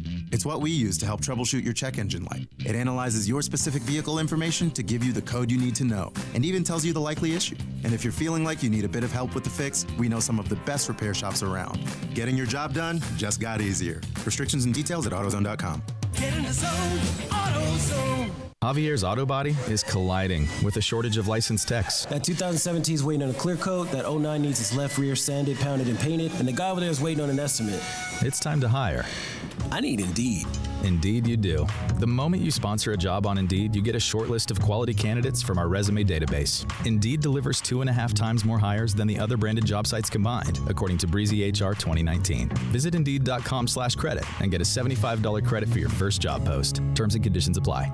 If you need glass replaced, there's only one name you need to know. Ben Swinger Glass, the largest full-service glass company in the U.S. They've been an industry leader for over 125 years. For all your residential, commercial, or auto glass needs, Ben Swinger Glass is the name you need to know. 24-hour emergency service for all commercial customers, plus a nationwide warranty on all professionally installed glass. 2 Memphis locations, one in Midtown on Hollywood Street across from the Liberty Bowl, and one in Cordova off Germantown Parkway next to the Fox and Hound. Visit their website, benswingerglass.com. Ben Swinger Glass. Sports. Another touchdown and another successful play-action pass pattern to sell another home in record time by Sheldon Rosengarten with Marks Bensdorf Realtors. What people don't realize is that Sheldon's success wasn't luck, and it didn't come overnight. It took years of training and working out with weights to build the boat necessary to help get the sellers through the goalpost, to the closing table, to win the game and sell their home in record time and to make everything they wanted. Yes, that's why people choose Sheldon as their quarterback, because, as people often say, when you want the job done, call Sheldon. Before you bet on a team to win, make sure and call or email the quarterback that's a proven winner and has a strategic marketing program with the play-action Shellbucks option. That can mean the difference in whether you sit on the bench for months and months or sell. Call or email Sheldon at 682-1868 or MemphisRelocate.com. That's Sheldon Rosengarten at 682-1868 or MemphisRelocate.com. Do it now. Now, more of Sports Time on Sports 56 with Wolo and Stats. This hour of Sports Time is brought to you by Homer Skelton Hyundai. Here once again are Dave Woloshin and Brad Norsworthy. Once again, our friend Stats Norsworthy. Brett is off for the week. Some vacation and rest time for him. Drew Barrett is filling in. It has been a busy day in the National Football League. Trade deadline has passed. Some teams have done well. Aaron Rodgers, Green Bay Packers, maybe not. They didn't get anybody. I'm sure he is very upset about that. And we always love in this time slot sort of to end the National Football League week and look ahead a little bit with our friend Jeff Moore, former Ram and former Tennessee Volunteer. And I got to tip my cap to you. You were the one that said last week when we were saying, well, you know, here's the Steelers, the only undefeated team, but the Chiefs, they're really the best team. And you said, no. And then they went out and proved your point by beating the Baltimore Ravens, who many thought may be the second best team in the AFC behind the Chiefs. But the Steelers are the only undefeated team still. Good afternoon, Jeff. Good afternoon. And the Steelers were very, very fortunate to come out of there with a win. You're right, you very know, lucky. Lamar Jackson just unfortunately had a tough day as far as turnovers go. And even with 3 turnovers, they were in a position late in the game to win the game, you know, late in the fourth quarter. So, yeah, I mean, you take your hat off to the Steelers being undefeated. But I have a feeling when they see the Ravens again, the outcome could be a little bit different. Yeah, I completely agree. I mean, my Ravens basically gave them the game. I mean, kept Pittsburgh offense stopped the entire first half, held them to 64 yards, and Lamar just turning the ball over, throwing pick sixes. Yeah. So should I feel happy about a loss, I guess, in that way, because we really did dominate them? I mean, I think so. I mean, if there is such a thing, I mean, it's one thing to lose and play poorly, but to lose and your defense do what this defense did against Pittsburgh, I think they have a lot of good things to come out of that game with. And like I said, I think when they play again, I would not be surprised to see the Ravens come out on the victory end of that game. The only thing is, I will say this from watching a lot of football along the way, teams that win games they're supposed to lose figure out ways. And I don't know if it's just getting the breaks that year or whatever, but a lot of good things are pointing toward Pittsburgh this year. I don't think there's any question about that. What? We're the best. Carl's is one of those weird Steelers fans. Oh. Yeah. Oh, I see. It's simple. We're just the best. All right, Carl. This is possibly their year. I guess the other story is, you know, I say a lot. I just said it earlier for college, but there's stinker games every year, and I think the Green Bay Packers, as I don't like to talk about how good they may be, and they're obviously in the thick of it with the Bears in the NFC North, but they played their stinker because if you're going to play Minnesota at home, you're not losing that football game most of the time. Yeah, but I mean, you got to give, that's the one thing that's great about this year and the league is, for the most part, when two teams line up, I know you take into account their records, but you better be ready to play. There's been some close games by a lot of these teams that, have really good winning records where they very easily could have lost the game. You don't expect the Packers to lose at home to the Vikings, but Dalvin Cook was unbelievable.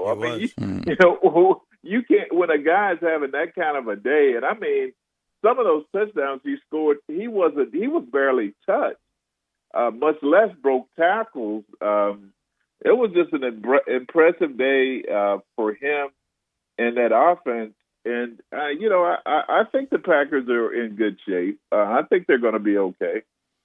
Yeah, I think you mentioned Dalvin Cook's day. I think that's why it is impossible, or just about, to go undefeated in a National Football League season, because you're going to get somebody who gets really hot, or you're going to have that day where you turn the ball over, and you may be the better team.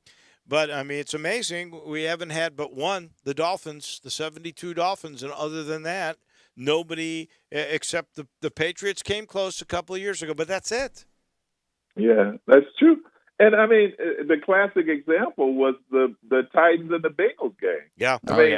Nobody expected the Bengals to beat the Titans, to beat them the way they did, and to beat them as decisively as they did. But again, it's the NFL, and certainly at this point in the season, teams are still kind of trying to figure things out. I like what I'm seeing in Tampa so far, but again, they had a tough battle last night in their previous game. Yeah. So you just never know. But right now, the Steelers definitely in the AFC appear to be a little bit above the crowd, and it just barely the Tampa Bay Bucks are just kind of barely inching above the crowd in the NFC. Well, they got beat by one team. They got beat by the Bears. Oh yeah, and that Bears team, I'll say this though, they got a head coach that just tries to figure out ways to lose. In my mind, are you still a believer of Matt Nagy with just basic strategic blunders? Well, he's a unique coach and has a unique coaching style, and he's a risk taker. But I have not been. If the answer to if you're asking me if I've been impressed with his coaching, the answer is no. But I think that the team that they fielded is a formidable team that you better be ready to play when you line up against them. I would agree with that, and they are lining up against the Titans, and both those teams are sort of reeling. Both those teams still have chances to have great years. How would you think that game will play out this coming week?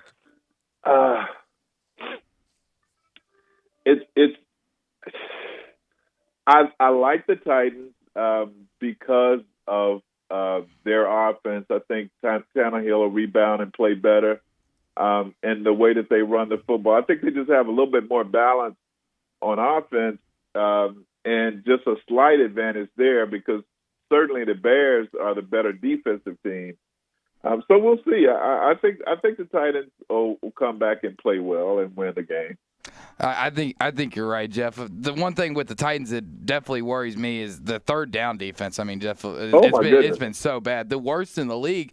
How do you fix one down? They're good first, second, fourth, but third down, how do you mentally fix that?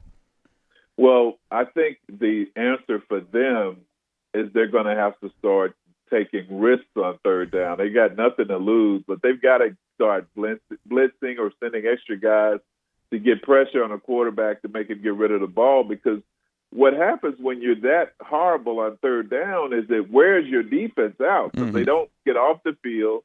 Your offense gets rusty and lazy because they don't get on the field, and it just prolongs the game to the disadvantage of your squad overall.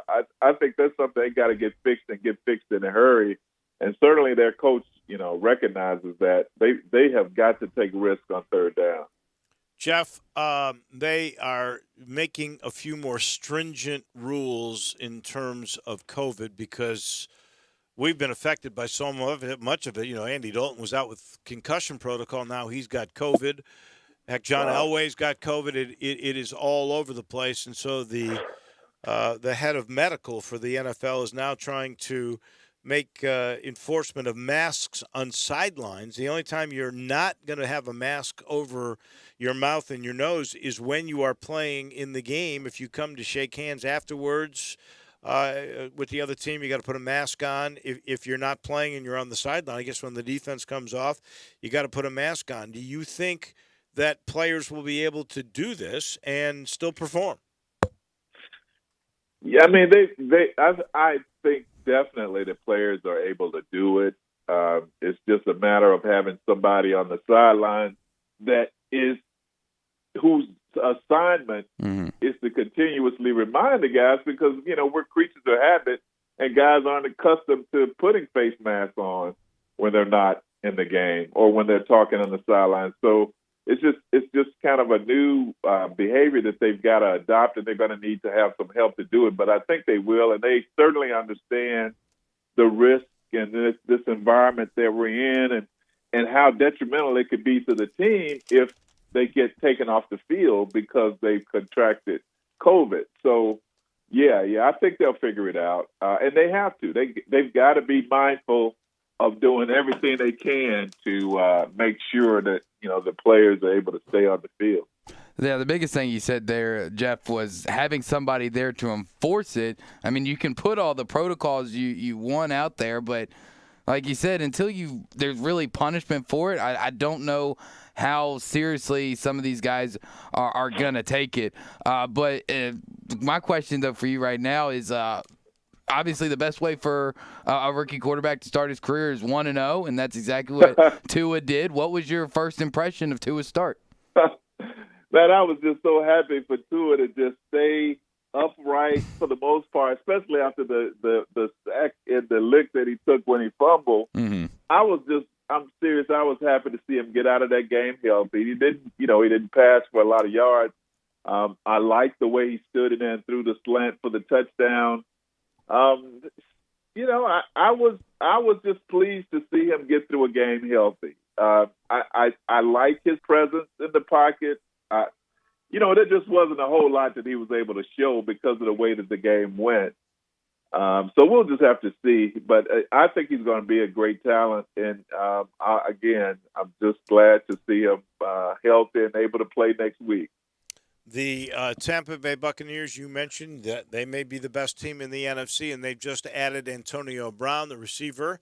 And he's supposed to play in what I think is going to be a heck of a football game. It's the Sunday night game, and that is against the Drew Brees and New Orleans Saints. So you got the two greatest touchdown passers in the history of the game going at one another.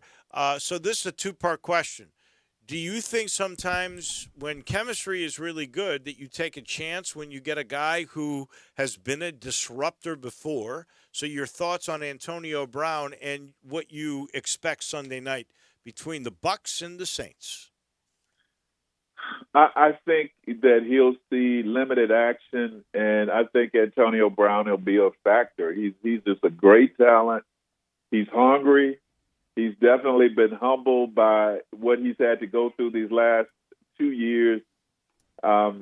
They have a strong enough locker room around them that I think he'll just fit right in and not be a disruption. He's got a lot to lose and a lot to gain if he just keeps it proper between the lines, and I expect him to play well. The Saints are playing better. They've won 4 games in a row. Their offense appears to be clicking. I would like to see Drew Brees and those guys take more chances further down the field. The intermediate game has helped them so far, but I think for them to beat Tampa, they're going to have some long, big plays in that game. They're going to have to get Kamara on a linebacker and try to hit him, maybe throw the ball to him on a wheel route or some wheel routes, but really test Tampa's secondary deep to have a chance to win, I think. Otherwise, I like Tampa in that game. I do too, and I guess the Bears and Tennessee, we talked about that. That is a really, really good game. And then there is the Dallas-Pittsburgh game. I don't know what to make of that. Dallas is down to – I don't even think they're going to start Danucci now, right? They're going to start a practice guy, a practice squad I believe that's the latest report. I think that's going to be an ugly game. The Steelers are not going to have mercy on the Cowboys. And the way that they attack quarterback, it's going to get ugly in that game with the Cowboys and the Steelers. You know, when the season started, both Cowboy fans and Steeler fans were excited. I think the Cowboy fans are probably dreading this game coming up now. I would agree. Jeff, as always, we appreciate it. Thank you so much. We will chat with you next week. Same time, same place. Look forward to it. Thanks. Me too. That is our friend Jeff Moore, former Vol and former Ram. He's brought to you in part by Ken Garland, Custom Home Builders. Ken, well, he knows you're taking a big step. You're making a commitment to him to build a new home, maybe renovate an older home and bring all the modern amenities in. It's expensive. It is, well, you're putting your trust in him. He understands that. And that's why he works closely with all of his clients, ensuring they get what they want and expect, which is quality construction on time, on budget. 2 generations worth of Garlands that have done that, and all you got to do is go to kengarland.com. You'll see exactly what I'm talking about. Maybe you're looking for some land. He's got it. Maybe you've got land, you're not sure what to do with it. Oh, he's got the knowledge. Maybe you're looking for a new development. He's got one that's a gated community that's really Boyle. He's involved with it. It's called the Leylon. These are beautiful, beautiful lots on Messick Road, east of Kirby, all the way to McVeigh. 4-bedroom plans start at $875,000. These things are gorgeous. So he's a master of it all. If you want land, if you've got land, if you're looking for a development, if you want a renovation with innovation, he's your detail guy and your big picture guy all at the same time. Find out by talking. He's a real joy to talk with. 751-1632. That's the number. 751-1632. Go check it out online. KenGarland.com. Ken Garland, Custom Home Builders, always on the money. We take a quick time out. We are back with a wrap of hour number 2 on this 2-day edition on Election Day of Sports Time on Sports 56. We are Sports 56 WHBQ. Listen to us daily on AM 560, 98.5 FM, and 96.1 FM. I'm here with the great Pat Donahue from the Rendezvous Restaurant Shipping Department. Thanks, Brett. We've been shipping our ribs all over the country now for decades from our USDA-inspected shipping kitchen in the Pinch District. We hand-cook our ribs in pits that Mr. Charlie built over charcoal, just like they do at the restaurant. So what comes in a rib box? We could do pork shoulder, we could do ribs, our sauce, seasoning, baked beans, coleslaw. We'll even throw in Pancho's cheese dip with our nacho boxes. We also put a bag of Rendezvous seasoned popcorn, heating instructions, some chef hats, some wet naps, and some other helpful tips from our kitchen. We ship our ribs overnight, exclusively FedEx. And we put them in nice packaging. We don't ever want to use styrofoam, so we use corrugated cardboard, actually 2 boxes that fit nice together, so the ribs get to you, your loved ones, or your clients in a safe, wholesome manner. Rendezvous ribs are perfect for out-of-town clients, customers, loved ones. We also ship ribs for any occasion. Where do we order these great ribs? You can go to www.hogsfly.com or give us a call at 1-888-464-7359. Charlie Burgos' Rendezvous Restaurant in the alley since 1948.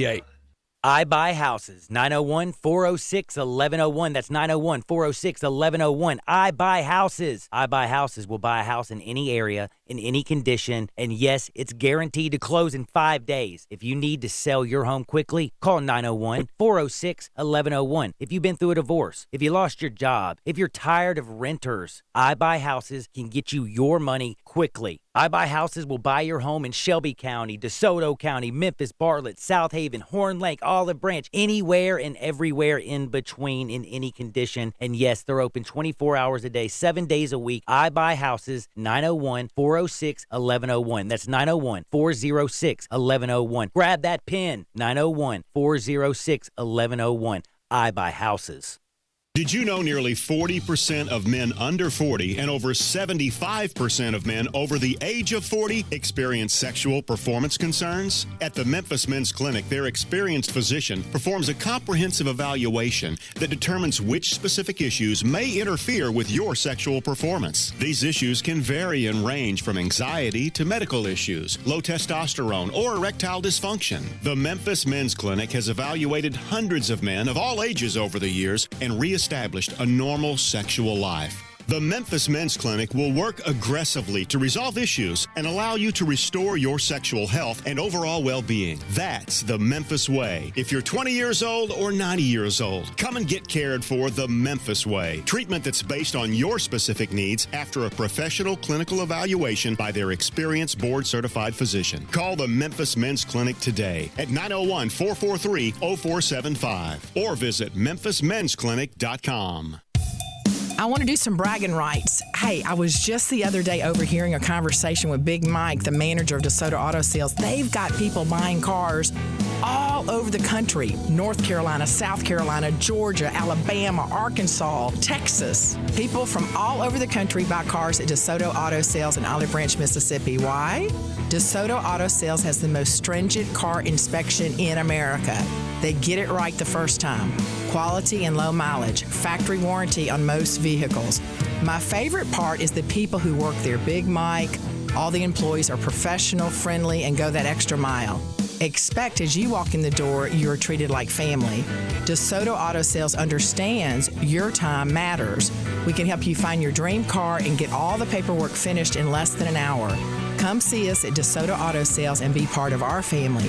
Have a great buying experience every time. 662-890-7184. Now, more of Sports Time on Sports 56 with Wolo and Stats. This hour of Sports Time is brought to you by Homer Skelton Hyundai. Here once again are Dave Woloshin and Brad Norsworthy.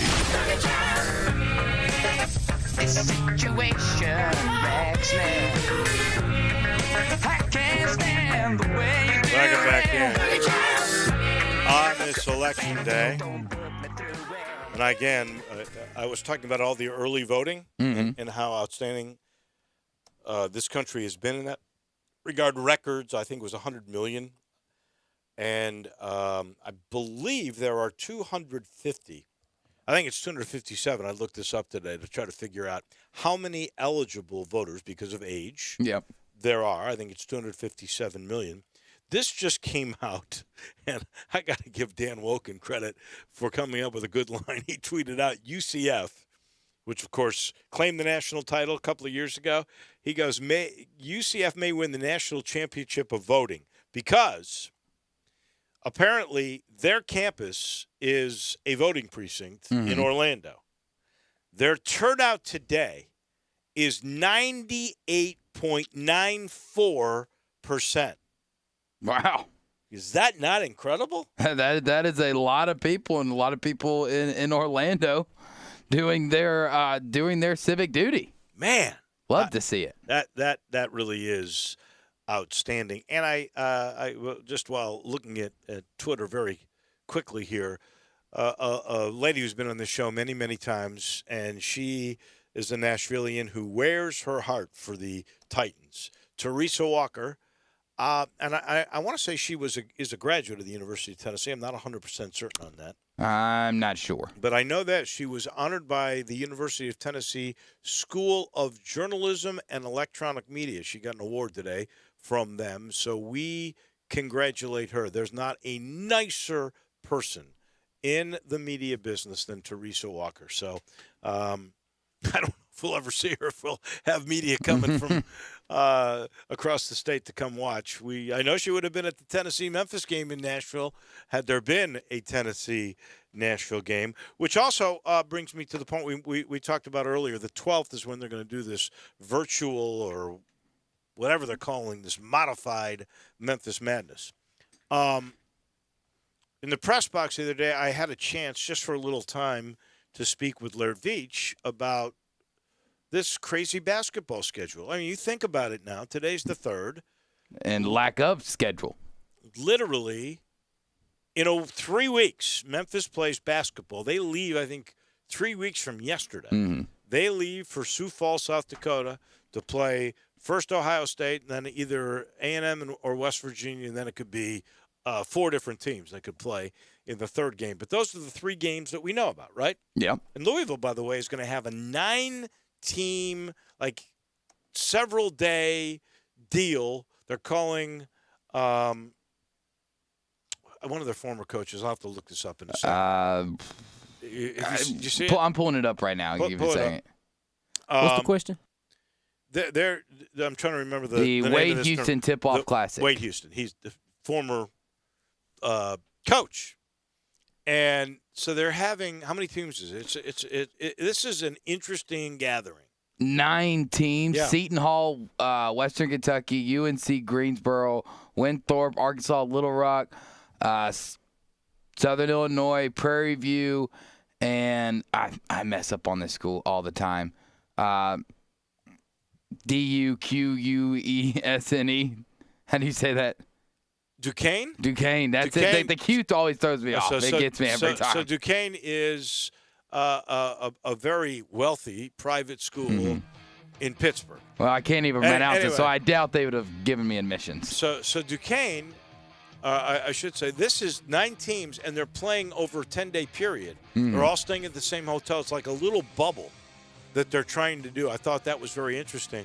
But back to Laird Veach before we take our time out here. He's thinking by the end of this week, they hope to have some sort of working model on a schedule.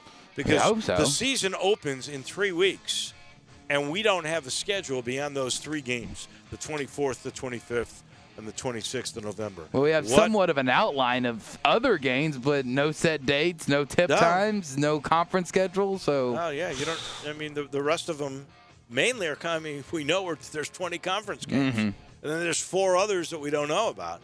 But I mean, we kind of figured it out last week, which ones they're probably going to be. Well, but you still don't know. That's true. And you still don't not 100% finalized. You have no dates. You don't have any cities. You got to travel to these things when you travel. Apparently. I mean, no logistics. This is the craziest for sure ever. That's 2 hours in the books on this Election Day Tuesday. Please get out and vote. I'll remind you again during the final hour, and it comes your way, starting with Beau Marchand in just 1 minute.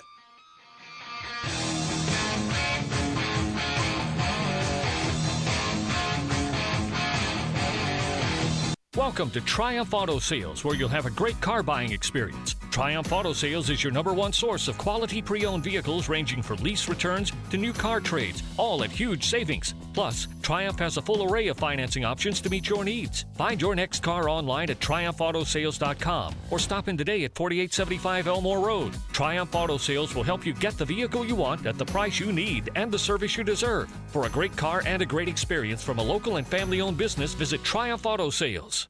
Napa know-how. Right now, get a 5-quart jug of Napa full synthetic motor oil and a platinum filter for just $22.98. They're an iconic duo like Salt and Pepper, a hammer and a nail, or the holidays and awkward hugs. You can't get one without the other. That's Napa full synthetic and a platinum filter for just $22.98. Quality parts, helpful people. That's Napa know-how. Napa know-how. General states pricing. Sales price does not include applicable state, local taxes, or recycling fees. Offer ends 12/31/20.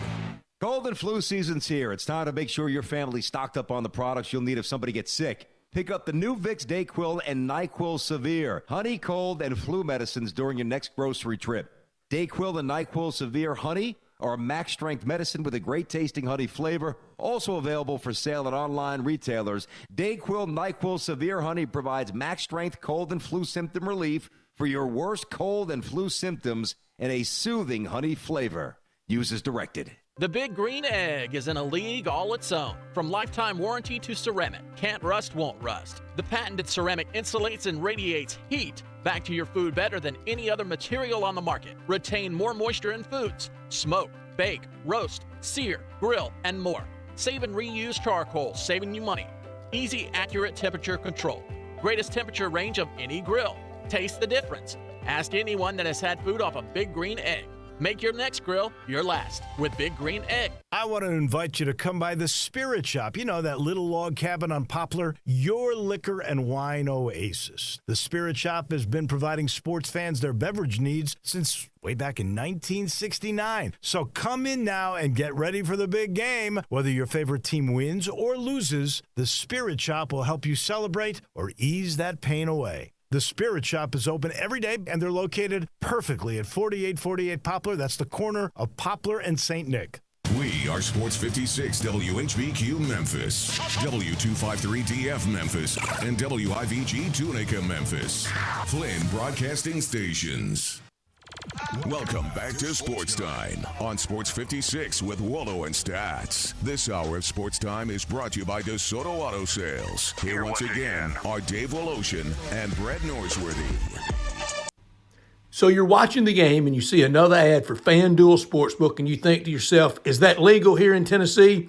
You bet it is. FanDuel Sportsbook is now legal in Tennessee. The FanDuel Sportsbook app is easy to use. They've got some of the best odds in markets you'll find anywhere and make it easy to place your bets. Once you win, they pay out cash fast, getting you your winnings in as little as 24 hours. Best of all, you can place your first bet on FanDuel Sportsbook risk-free and get up to $1,000 back if you don't win. Seriously, there's no strings attached. Just place any bet you want. If you win, you keep the cash. If you lose, you'll get your entire bet up to $1,000 back in bonus site credit, so you can take another shot at the end zone on the house. Tomorrow night, MAC action begins. The MAC is back. Great games on Friday night in college football. Miami and North Carolina State, BYU and Boise in the weekend in college football and in the NFL. It's fantastic. To claim your risk-free bet, just download the FanDuel Sportsbook app and be sure to sign up with promo code CASH so they know I sent you. That's FanDuel Sportsbook, promo code CASH. Must be 21 or older and present in Tennessee. Site credit is non-withdrawable and expires 7 days after receipt. Terms apply. See sportsbook.fanduel.com for details. For problem gambling support, call 1-800-889-9789. Final hour brought to you every day by the good people down on Goodman Road at DeSoto Auto Sales, 5704 Goodman Road, 662-890-7184. Go online and check out the many happy and pleased referrals and look at all the beautiful cars at DeSotoAutoSales.com. Very proud to serve DeSoto County and the surrounding area. All the cars at DeSoto Auto Sales, test driven, checked out bumper to bumper, unlimited inventory, every make, every model. If it's not on the lot, they'll go out and find it for you. No shortcuts taken at DeSoto Auto Sales, where you're treated like family. Kind, courteous employees, laid-back atmosphere, down-home environment at DeSoto Auto Sales, and they care about your time and want you to have the ultimate car experience. You walk in within 45 minutes, test drive your car, credit approved, paperwork completed, and you're out of there in less than an hour. 45 minutes to be exact, because they know we're living in a world today that time matters. It's that simple at DeSoto Auto Sales on Goodman Road, 662-890-7184. Come on down to DeSoto County for that town and country experience at DeSoto Auto Sales. I found it incredibly interesting when Brett was just chatting, and we welcome you in hour number 5. Brett off, Drew Barrett in with him. Dave Woloshin. Carl is our engineer on Election Day. We hope you are getting to the polls. We just gave you that 98.94% in Central Florida went to UCF's campus in Orlando to vote. I had 100 million, I think was the number that I read, for all those that early voted. So this is as important an election day as we will have. You've still got about 2 hours of polls being open, so please exercise your privilege, your right to vote this election day. I was listening to Brett with FanDuel, and, you know, they got a deal now with the Grizzlies. There are some prognosticators that are saying in the state, because they're basing this on Indiana, which is a rather comparable population-wise spending habit state, that they think that online betting, and that's all you have here. We have no brick-and-mortar sites to go like they do in Vegas. This is all going to be online betting. which is now legal here, as you've seen all the that's why right from your couch. There's a reason why we are getting all these advertisements now, because it's now legal to do. They think there will be, in the state of Tennessee, $100 million of revenue from $6 billion in bets online. It's a good amount of change. Man, that's a lot of money that is going to be bet. And that was why when there was no sports, it was the first time in years that Vegas had lost money. Remember, we had Bruce Marshall on about that. And a lot of that was because all the futures you couldn't bet on. And so they were really hurt. Well, we know the future is here now for sure, and we love chatting with our friend from collegetopro.com. We talk NFL with Bo Marchant, and, I can't wait to hear his version of the Pittsburgh Steelers win. No, he knows it just like I do. Over the Baltimore Ravens because Drew, his version is. I mean, it's simple. It's simple, Dave. 4 turnovers. They just gave it to you. We stopped Pittsburgh to 64 yards in the first half. If it wasn't for that pick six by Lamar to start the game off, it'd have been 17. It'd have been 17-0 at the halftime. Does it count when he plays well? Is he still wearing a Ravens uniform when he plays badly? No, it doesn't count. That. Oh, I see. Go ahead, Bo. I want your version of the undefeated Pittsburgh Steelers win. Dave, can I be honest with you? Yeah. Please. Drew, it could have been one of the most dominating performances I've ever seen by the Pittsburgh. No, I'm joking. They admitted as much. Stephon Tuitt after the game, post game interviews, and they went to Baltimore and they stole a game. Eric Ebron, the tight end, he said halftime adjustments, and he said the first half they were doing what they were trying to do. He said, and they got punched in the mouth, but he said they went in and the adjustments were made, and you saw the offense come to life in the second half. 14 points in the third quarter, and it does come down to the turnovers. 4 turnovers. The Ravens ran the ball with immense success. That's what I wrote my piece on. I wrote it like, this was a prize fight. These were 2 boxers, and the Ravens had the jab, and they were using it effectively. They were like Larry Holmes. They were effective, they were accurate, and they were just hitting the Steelers one carry after the next. And the Steelers had no answers. But at the end of the day, the Steelers threw a couple haymakers. You talked about the Spillane interception that was 32 yards to open up the game for the touchdown. Another INT, critical moments. They gave short yardage, field position for that Steelers offense. At the end of the day, that's what it took. But they walked away. I think they know that they did not play their best football by any stretch of the imagination. The Ravens did outplay them, but they were fortunate enough to walk away with the W. And sometimes, I don't think the Steelers are heads and shoulders above the Baltimore Ravens. I think you could play a game 10 more times and they're going to, come out 5-5. But I just think the defense is a little bit better. I don't think the Ravens are that good on defense. And if Lamar Jackson is forced to pass, they run into their problems. And I was looking at some numbers, and Drew, this is something to be scared. They're the last 24 games, they're 19-5. Their losses are 2 to the Chiefs, 1 to the Browns, 1 to the Steelers, and 1 to the Titans. If you go off their 2020 calendar, you go back to that Titans playoff loss, their losses are by pretty dominant teams. And Lamar Jackson struggled passing the ball in all those games with a 61% quarterback rating. Yeah, he has really, really struggled. And I think you can definitely tell the difference between even this year and his MVP last year, just throwing the ball. And Bo, I don't know if you noticed it, but I definitely have picked up on it throughout the season and noticed it on Saturday. Do you notice that Lamar kind of, I don't know if he's doing it on purpose, but he's always doing different arm angles when there's really no reason to do it, like maybe trying to emulate what Pat Mahomes does. But when Mahomes does it, there's a reason to do it. I noticed a lot on Saturday. Lamar just seemed to drop his arm to the side, throw it out a little further for no apparent reason. Did you notice the same thing? You know what? I did not notice that, but I think that makes perfect sense. If it's you watch other people doing successful things, and he has as much ability as anyone in the National Football League in terms of passing and being an athletic quarterback and doing all those magical things that he can do.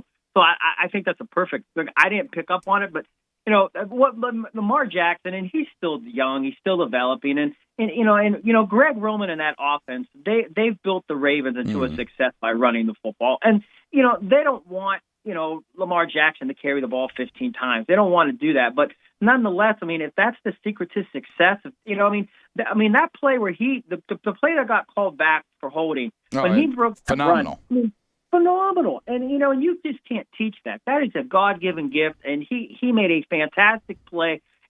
But you want that to happen. There's no way a coach is going to be like, well, I wish you would have held on to the ball and maybe, looked off and saw Hollywood Brown of open. At the end of the day, you're going to take your lumps and bruises. But, they were the number one seed last year. They got upset at home.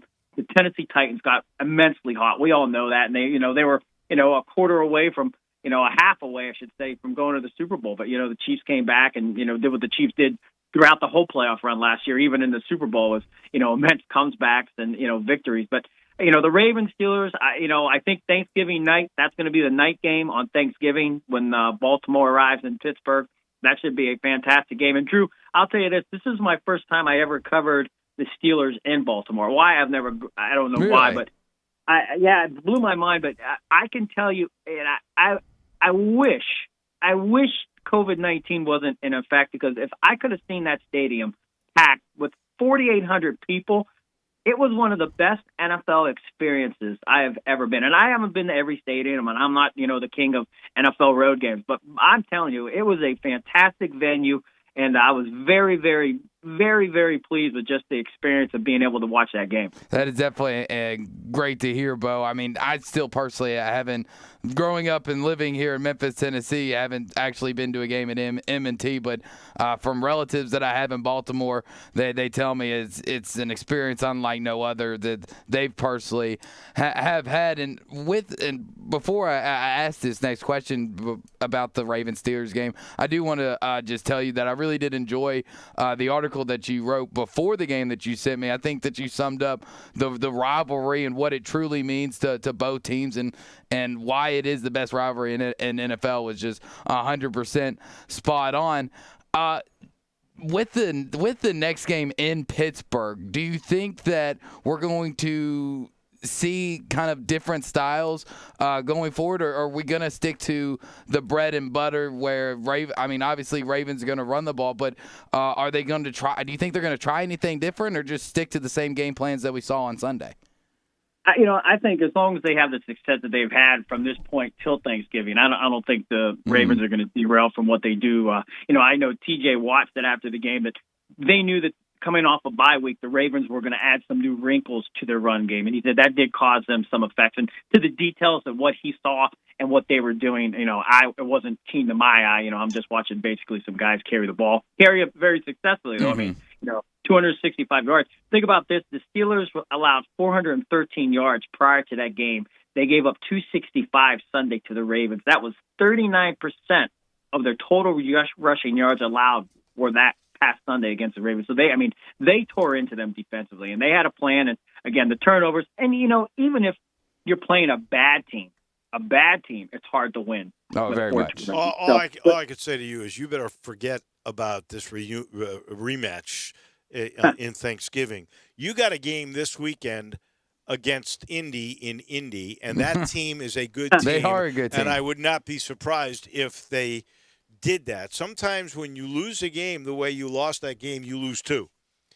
And I could see that easily happening to the Ravens this week. I got to go back for just a second. It's a little off football. But Bo and his pride for where he's from, mm-hmm. He had to bring up the reference of Larry Holmes, who happens to be a Pennsylvanian. I'm curious, where is Larry Holmes now? He's still alive, isn't he? No, you know what? I have no clue. I pray he's alive. I hope he's still with us. But I never. Think he is. Yeah, I didn't know he was a PA guy. I just remember. Growing up. 70s, 80s. Ollie and those guys were kind of past their prime. Larry Holmes was a very iconic heavyweight for my time in genre. Oh yeah, he is still with us on the good planet Earth. He's 71. Yeah, he's still alive. I think he's from Easton, Pennsylvania. They called him the Easton Assassin. I think he's one of those guys. He was really a smart guy, And you're right. The guys he was fighting were past his prime when he was in his prime. So that was to his advantage.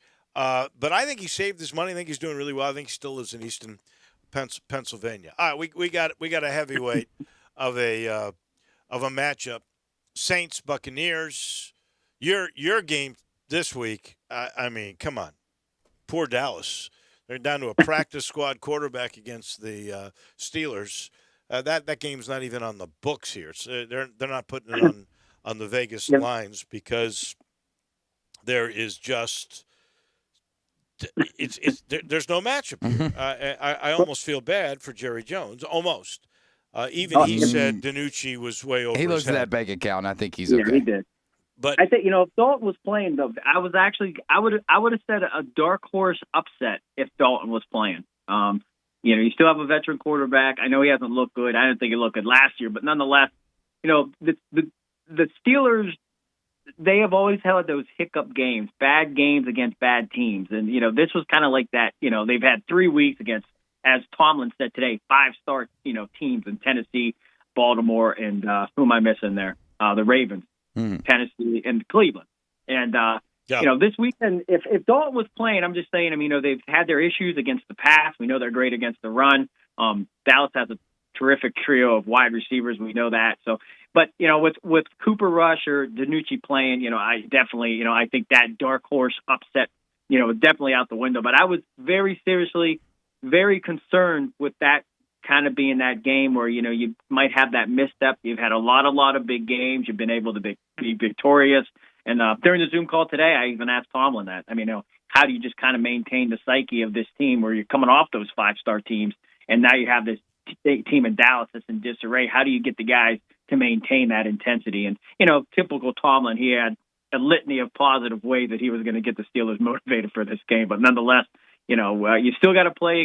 You've got to win, but it should be without Dalton and Cooper Rush or DiNucci. It should be a rather easy win for the Steelers. But the prime game is an interesting one. The Saints Buccaneers. Yeah. You got the two guys who have thrown for more touchdowns than any other human beings. First it was against the Bears. It was Breeze who. Was able to take over the record, and then last night Brady was able to surpass him.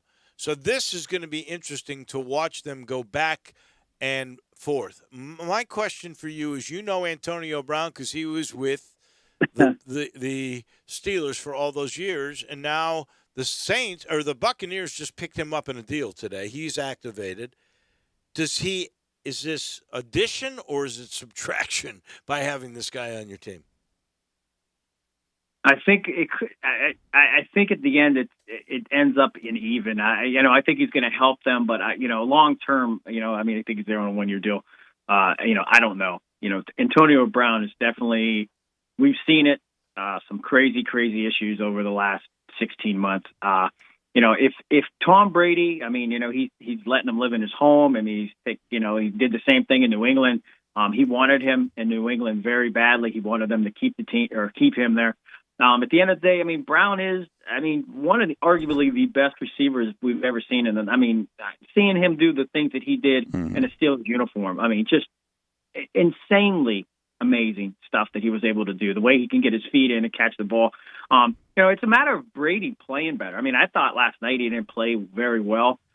Even this matchup, Breeze and Brady, I don't think either one of them, they're old. Let's just face facts. They're older. They're not the guys that we've been accustomed to seeing. And, you think of Brady at least. Brady has Godwin and he has Mike Evans and, you have, Fournette, Ronald Jones, and then they bring in Antonio Brown. The Cameron Brate's a very underrated tight end. O.J. Howard's on IR.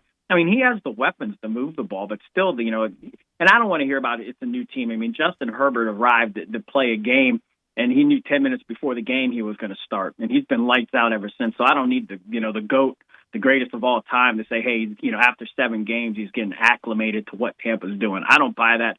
I just think their skill set is not what it was. And, and I think, look at Drew Brees. I think he's had like 6 pass attempts at 20 yards this season, over 20 yards. That's an astonishing stat. Defenses know that. They know that, hey, they're not going to push the ball deep. It's going to be everything, 1 to 15, 1 to 20 yards inside and run after the catch. So it's going to be a good game. I mean, the Buccaneers defense, I mean, they really have impressed me. I wasn't, thinking they were going to be this good.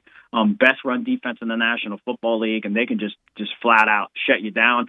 Valiant effort last night. The Giants really put them to task, and they played a heck of a game. But, the Buccaneers were able to pull it away. But this weekend, big game, 2 legendary Hall of Fame quarterbacks. But I think the Buccaneers with their defense, I don't think the Saints have we're so accustomed to Breeze being Breeze, but this is a different team in New Orleans, and I don't think they have the offense to kind of keep pace if Tampa gets up early. Bo, we're halfway through the season, and I need a definitive person of who to blame for New England. Is it Cam? Is it Belichick? Somebody's got to take some blame here through 7 games. But I mean, they were going in this. I mean, Cam Newton was about to win that game Sunday, or at least tie it. I mean, he fumbled inside the 10-yard line.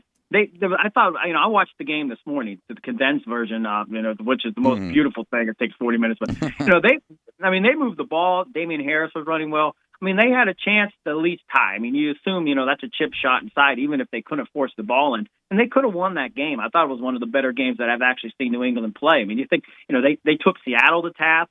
They almost won that game. They've had their moments.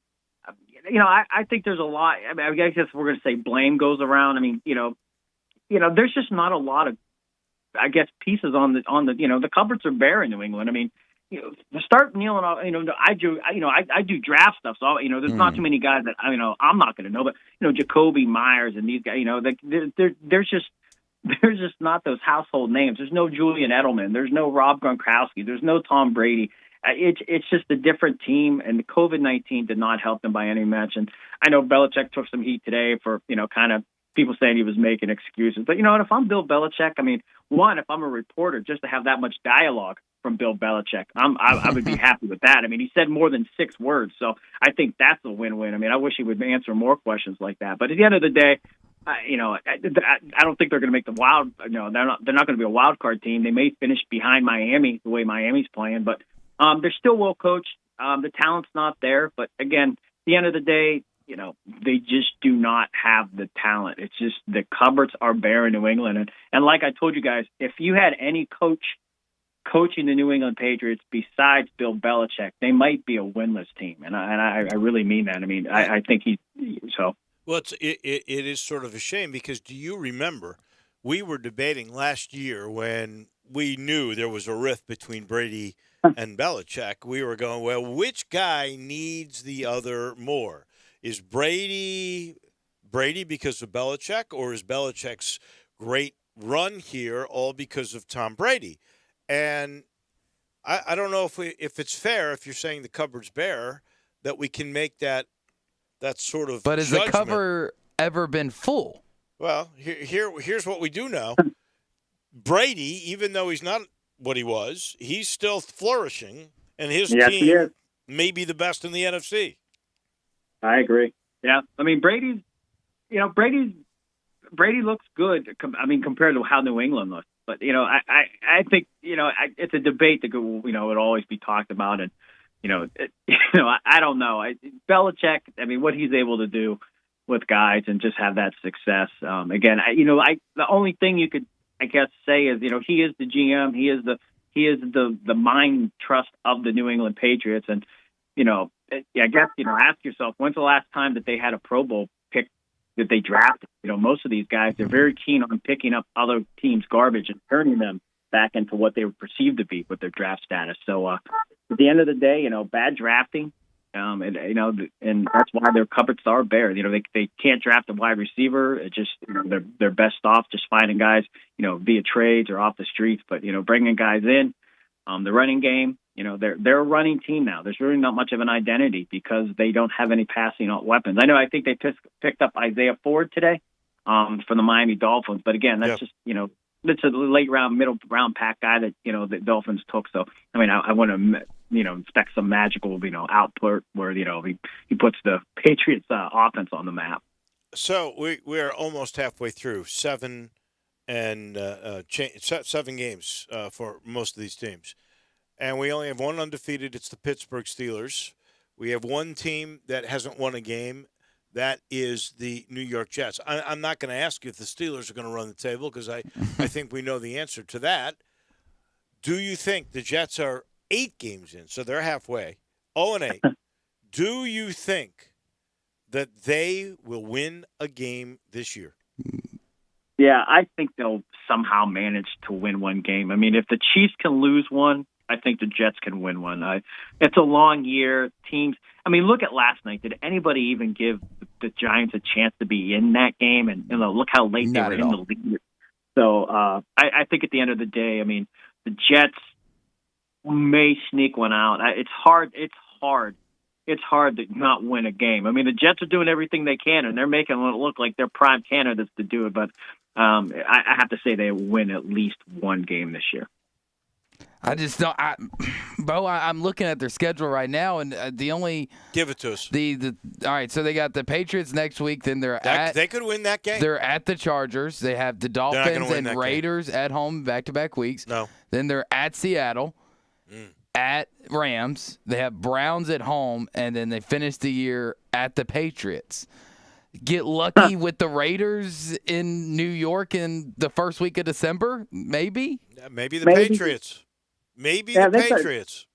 That could be. Even the Browns. I mean, that would be a typical thing for the Browns fans here to just, it would be a Browns thing to do. Yeah, I mean, that would, it would be near the playoffs. Everyone's excited in Cleveland. They're going to be a wild card team, and they're ready to knock the Chiefs off the pedestal and become the kings of the AFC. And then they're going to lose to the Jets, and then they get that gut punch like usually all Browns fans get, where it's a reality check where you're still not there, friend. Are you starting to form a more informed opinion on Baker Mayfield? Do we see that this Cleveland offense is not exactly clicking? Yeah, you know what? When you think about it, like, do the Cleveland Browns, are they going to say, "Hey, this is the guy"? I mean, are they going to give him a big money contract? I mean, we're starting to get to that period where you're going to kind of come to that decision. I say no. And it's not against Baker. I want Baker to succeed. I like Baker Mayfield, but Cleveland, I think he's a product of the system a little bit too. He doesn't do a lot of things on his own. A lot of play action. I mean, it's a lot of not gimmicky stuff by any stretch. That's the wrong words, but he's a system quarterback right now with that team, and you just don't see a lot of him being the guy that can lead that team. And everyone's going to say, well, he threw the pass, against the Bengals. I mean, every quarterback can have a moment. I mean, that's why he's in the NFL. But at the end of the day, I don't know. I don't think that's unless. I mean, he has this season to prove it, and you don't see, I think, a substantial increase in the way he can just win games and be a leader. Even if they lose, put them in position to win. Be that guy that's going to, drive the, let put it on the shoulders of a kicker. Maybe it doesn't go your way at that point, but I think they need to be in contention at the end of every game, if not have the lead for it. If not, I just don't think he could be the guy long term in Cleveland now. I'm leaning in that direction myself. Look, I was sold after his first year, but then he showed me in his second year that I don't think he's a leader. I think you've hit on something there. I'm not sure that he's going to be a great leader that rallies a team, and you've got to be that to be a great quarterback, and I think that may be a flaw with Baker Mayfield. I guess we'll have to let this whole thing play out. Bo, as always, we appreciate it so much, and stay healthy. We'll talk to you next week. Yep, stay blessed, guys. Thanks, Bo. That is Bo Marchant, college to pro. He's brought to you in part by Homer Skelton Hyundai in Olive Branch, where you're going to get a limited lifetime powertrain warranty on every new car. That's usually 10 years, 100,000 miles. Even the Hyundai certified pre-owned vehicles, well, you get a 100,000-mile little warranty on those. And if you haven't heard, Hyundai, well, they've been the #1 certified pre-owned car dealer in Memphis for the last 13 years. That's how good they are. And look, you take a look. Auto Trader named Hyundai the best non-luxury certified pre-owned program. So it just goes to stand and reason. And then you bring in guys like Ray Melton, of course, Chris True, who's over the whole thing. And you understand service to go with that very reliable product. And you're going to get great pre-owned cars and programs, and you're going to get terrific brand new technology too. Every new car with that lifetime warranty and a 3-year, 36,000-mile maintenance package on every new Hyundai and every new Genesis. Please get on Lamar. Go see what I'm talking about. This group's been together for 13 years. They love serving you. You get off very first exit on Highway 78, Craft Road, turn left. You're there. Homer, Skelton Hyundai, and Genesis of Olive Branch. We take the break. When we come back, we'll shift gears. We'll talk a little basketball, NBA. When will that restart? What's going on in that department? The one, the only, the original beat writer for the Memphis Grizzlies, Ron Tillery, comes your way next. Get happy with Sports 56 Happy Hour with Johnny Radio. Weekday afternoons from 1 to 3 on Sports 56, 98.5, and 96.1. Water damage to your home or business can be an absolute nightmare. And the faster you remove the standing water, the faster you can prevent secondary damage. Landmark Construction and Emergency Services specializes in water extraction. They have been a trusted name in the Mid-South for over 20 years. They are a Memphis-based company ready to serve your needs with their 24-hour emergency response. They are always on call and will respond within an hour. They work with most insurance companies and are the official restoration contractor of the Memphis Tigers home team. Landmark Construction and Emergency Services can't prevent disasters in your home and at your business, but their water damage team will certainly respond quickly to minimize and restore the damage. Call 901-452-0390. That's 901-452-0390 or online at landmarkco.org.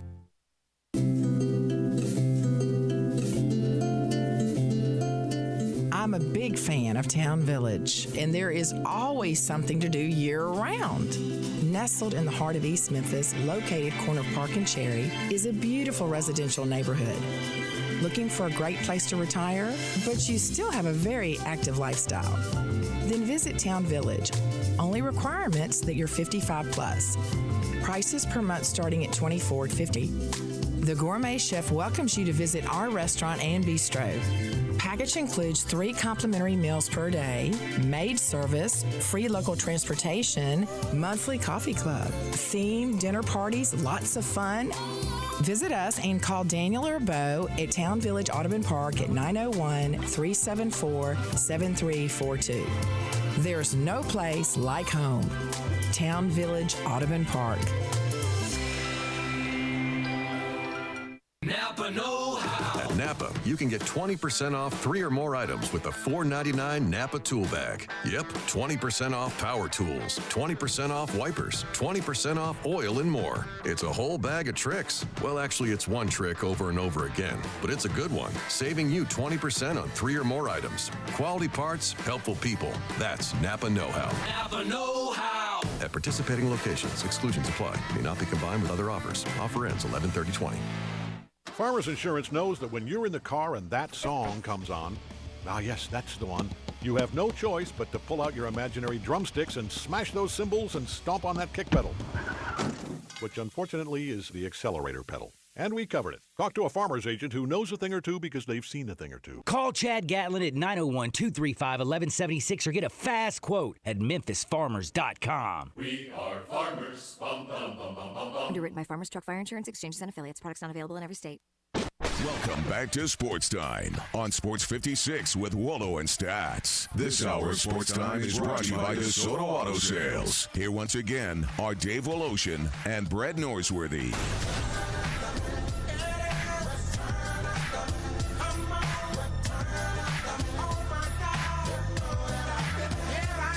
Welcome back in. We're going to turn our attention here to NBA basketball. There's, I guess, a little news that the FanDuel deal with the Grizzlies today. I was staggered by the announcement or the prognostication by some of the experts that think the amount of money that is going to come in from online betting, and this is not just the Grizzlies, football, NFL, college football, but we're talking about $100 million worth of revenue in Tennessee alone from about $6 billion worth of online legal betting now. It is big, business, and I guess maybe that's part of the reason why. And the television partners and the big Christmas holiday tradition that the NBA has formed, that the owners and the TV partners want to get the league going. I don't think the players are in as big a hurry, which gets us to our friend who knows it all. That is the original beat writer of the Grizzlies from the south side of Chicago, the one and only Ron Tillery. So, Ron, what are you hearing? When are we going to start this NBA season? Will it be 2021 or will it just be 2021? Well, first of all, I like how you say the south side of Chicago. I love that, man. Just for you. I can understand both sides of it.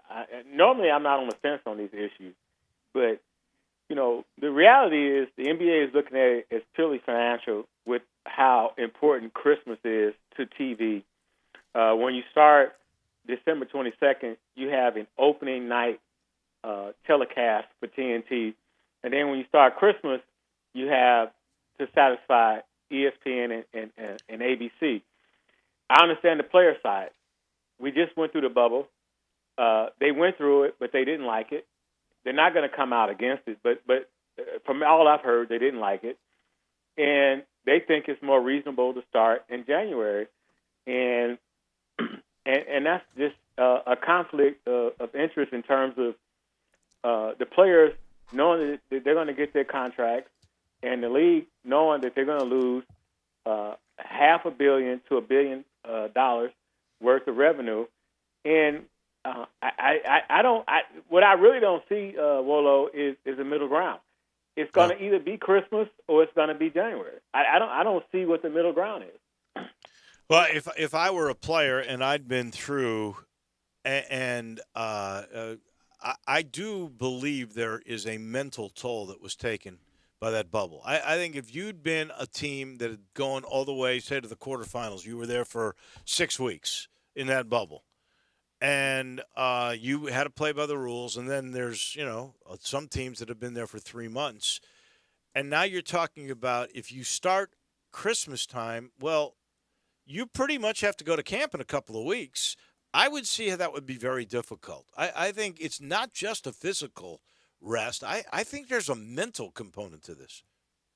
Yeah, and you know what? I would also question the quality of the product.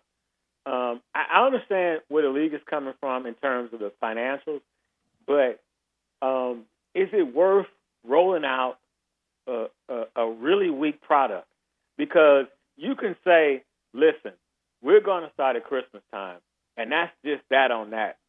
Okay, and then you have load management with LeBron, with Giannis, with Kawhi, and you have all these stars who are just going to say, I'm not playing. And so, okay, so you're going to show them on TNT, you're going to show them on ABC and ESPN, and you're just going to have a crappy product. I wonder where the wisdom is in that.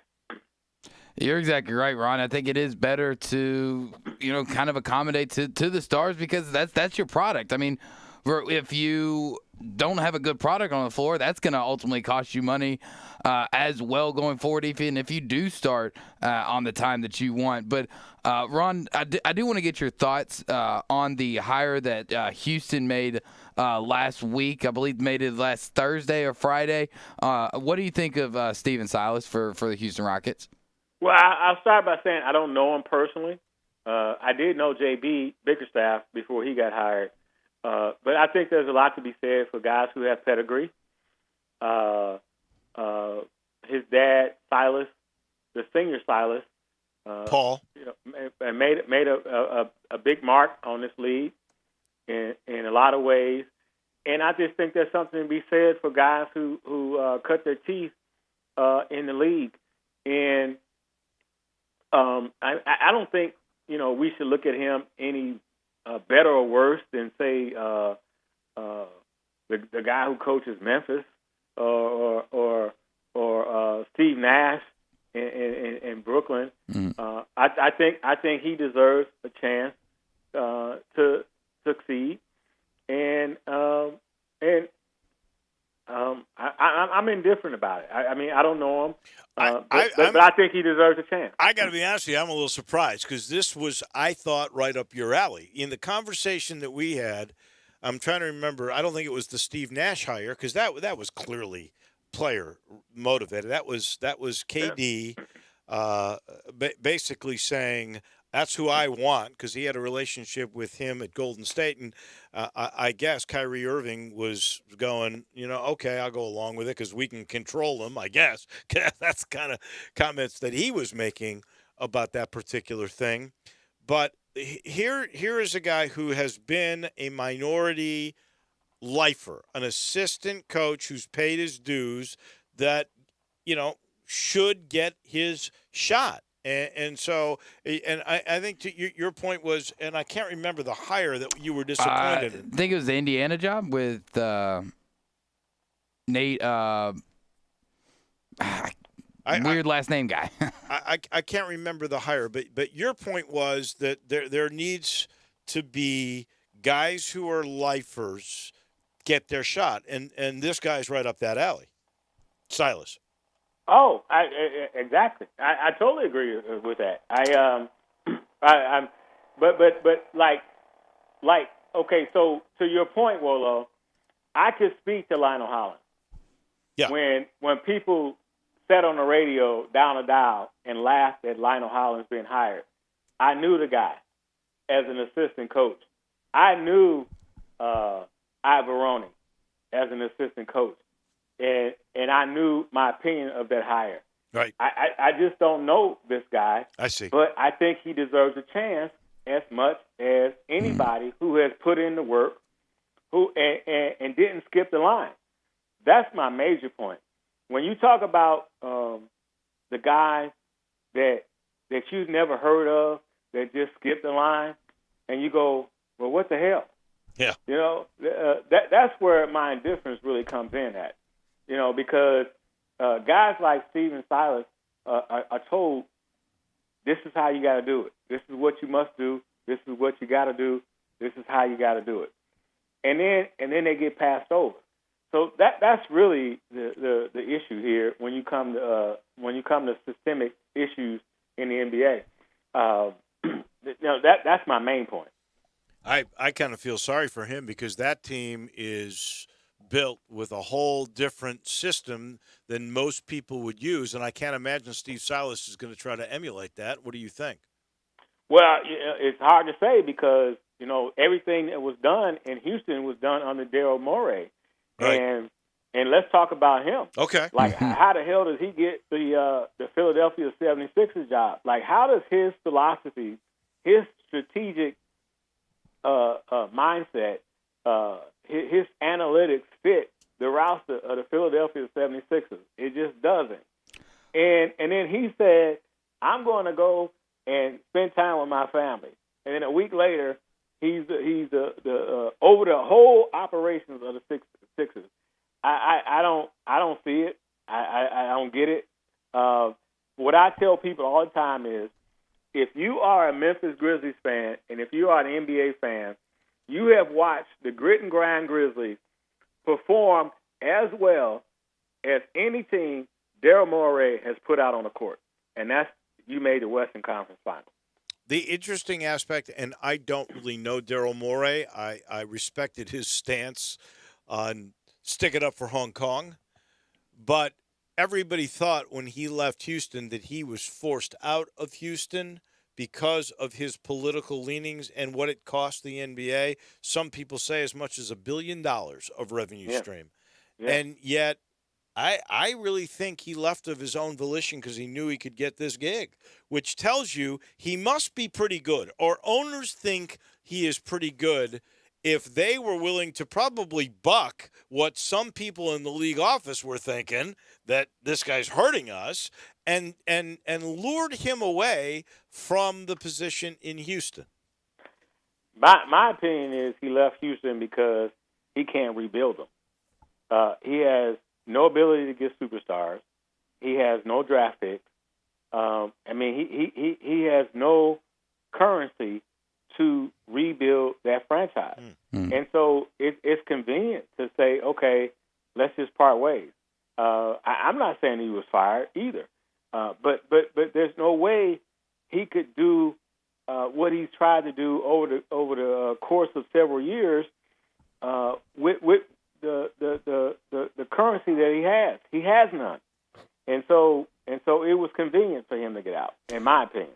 Well, now Shams has actually reported earlier today that Daryl Morey, now with the 76ers, are interested in making a move at James Harden, even though Shams also reports it's kind of currently a non-starter type of negotiation with Houston.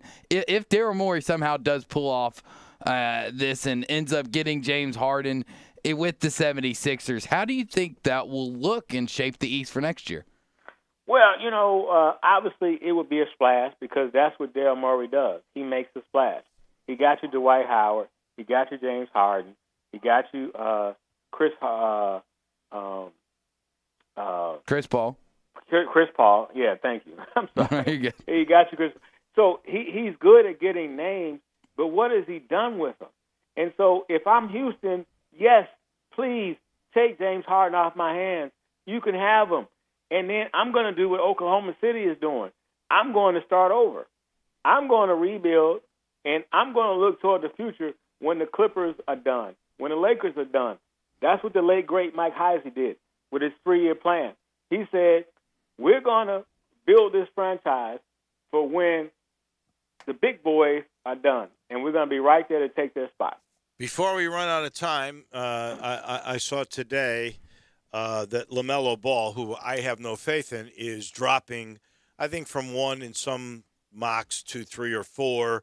James Wiseman stays pretty often at 2 at Golden State. I do not get the Anthony Edwards thing. What is your sense of this draft? Well, I think this is a toss-up draft, honestly. And I know that's often said, but the reality is we haven't seen a lot of these guys play a lot of basketball in college. And you're going off of scouts. And you're going off of scouts' intuition. And let's just take Memphis for an example. We had a guy in Chris Wallace who always thought that 5-star high school athletes were the best draft picks to take. And how did that work out for the Memphis Grizzlies? So it's a crapshoot. But at the end of the day, I don't think there's a clear-cut number one. And we're going to see these guys are going to be judged on who they pick. But I just think that this is probably going to be the hardest draft to ever analyze if you're an NBA executive. I think there's only 2 guys that I feel like will play 8 to 10 years in the league, and that's Wiseman and Obi Toppin. After that, and there will be more, but I cannot identify him. The kid from Israel, I don't know how good he is. I'm not a big LaMelo Ball guy, but I haven't seen enough of him to really make a judgment on him. Anthony Edwards, I've seen him a couple of times in person, and I'm not pretty sold average on him. to me. Yeah, I am definitely not sold on him. Ron Tillery, we always appreciate your insight. Thank you so much, and we'll do this again next week. Stay healthy. Sounds good to me. All right. Hey, you guys take care and go vote. Go vote. Absolutely. Thanks, Ron. Ron All right, thank you, guys. Tillery, the original beat writer of the Memphis Grizzlies, brought to you in part by Brian Elder Roofing Solutions. We had all that rain last week. What happened? Did you ever go up there and take a look? Have you ever been proactive about your roof? Could be an emergency service, but it doesn't need to be. We don't want you to have any kind of essential emergency service call. We want you to let them come and find any kind of issues. They'll even get a hold of the insurance companies to make sure you're taken care of the right way.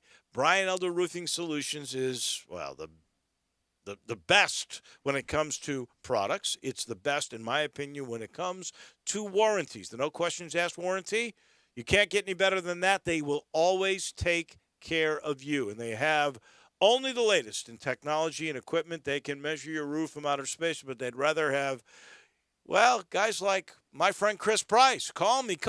He'll come out, he'll take a look. Or, of course, Brian Elder will come and take a look. They can measure from outer space, but they like to get up there close and save you money. They're not going to fix something that doesn't need to be fixed. Just make the call. 867-0303. That's 867-0303 for Brian Elder Roofing Solutions. Back in a minute, we got some Tiger news. That'll be followed by Crunch Time. Stick around for the finale of this Tuesday edition, Election Day, Sports Time on Sports 56. Same great shows. We welcome you back to Sports 56 Middays. What's up? It's Sports 56 Happy Hour. A new spot on the FM dial. Check out Sports 56 on our new FM home at 98.5. At Jason's Deli, you can stuff yourself full of great deli food that's healthy, fresh, and best of all, it's not expensive. Jason's Deli is all about choice. Whether you're looking for a gluten-free menu, vegetarian sandwiches, healthy kids' meals, or if you'd like to invent your sandwich via the build-your-own selections, Jason's Deli has you covered. And they only use fresh, wholesome ingredients. Choose from the club and specialty sandwiches, paninis, wraps, soups, salads, pastas, and much more. I love the cleanliness in the restaurant, the hospitality, and of course the cost. They have a huge salad bar and great soups, including Southwest chicken chili, fire roasted tortilla, organic vegetable, tomato basil, and many, many more. And if you're planning an event, their catering department is fantastic and can handle any size party. Go check out Jason's Deli's 4 locations. On Ridgeway in the Park Place Center, that's my favorite, on Germantown Parkway in Cordova, at Poplar and Highland, and on Goodman Road in Olive Branch. Family Leisure's done it again. We're talking about the world's biggest spa sale. Up to 30% off on spas and swim spas. Choose from hundreds of different spas from multiple manufacturers. There is special financing available, and if you are in the market, special pricing now as summer starts to dwindle on chemicals and accessories. Always professional delivery available. The spas are going crazy at Family Leisure, I-40 and Whidden Road. Buy your next car or truck at Streamline Auto Smart. Your next smart decision. All credit welcome. Drive off in your new, low-mileage, pre-owned car or truck. From low-end cars to the most luxurious sports car. Ask about the 48-hour vehicle locator. Let Streamline Auto Smart do the looking for you. Close your deal within 1 hour. No waiting. It's quick and easy at Streamline Auto Smart. Your next smart decision. 2558 Mount Moriah. Call Streamline Auto Smart. 901-235-8845. Your next smart decision. When you visit Navy Liquor at 7866 Highway 51 in Millington, you'll be treated like family by friendly, knowledgeable staff. Select are your favorite bourbon, vodka, scotch, beer, tequila, gin, and rum, as well as wines from all over the world. An amazing selection of sakis, too. Coldest beer in town. Beer kegs are available. Any beer, any wine, any liquor, you got the Navy Liquor hookup. Come see us, holiday or any other occasion. Navy Liquor, corner of Highway 51 and Navy Road in Millington. Welcome back to Sports Time on Sports 56 with Waldo and Stats. This hour of Sports Time is brought to you by DeSoto Auto Sales. Here once again are Dave Wolosian and Brad Norsworthy. The commercial appeal reporting that Tiger defensive back Carlito Gonzalez is gone from the team. Well, he hasn't really been a part of the team the whole year long. Apparently got into some trouble with the law. Arrested October the 17th and charged with aggravated stalking and a couple of misdemeanors. So he hasn't been a part of the team all year. And then now quarterback Markavian Quinn also is no longer with the team.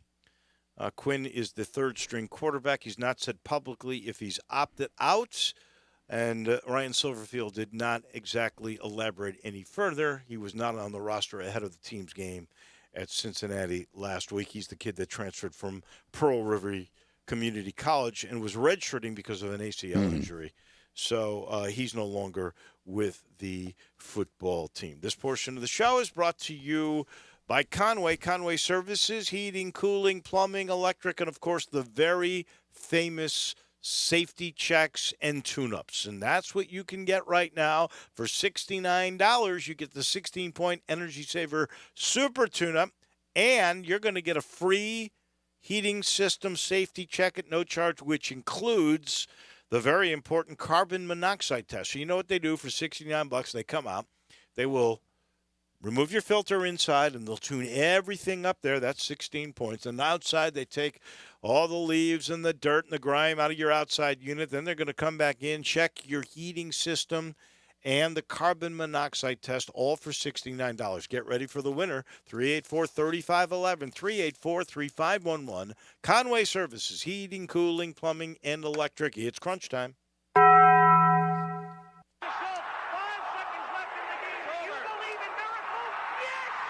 Go crazy, folks! Go crazy! This is for all the biggest crunch time. You are looking live. In your life have you seen anything like that? Goodbye! Hello, Haskins. Boop! What's happening, big dog? How you doing? It's obviously crunch time. Hammer, nail, coffin. This baby is over. On 1, on 2, on 3. Take. Time for Taco Bell Crunch Time. Taco Bell, home of the crispy tortilla chips, topped with a double portion of either seasoned beef or shredded chicken, plus refried beans, nacho cheese sauce, reduced fat sour cream, guacamole, and a 3-cheese blend.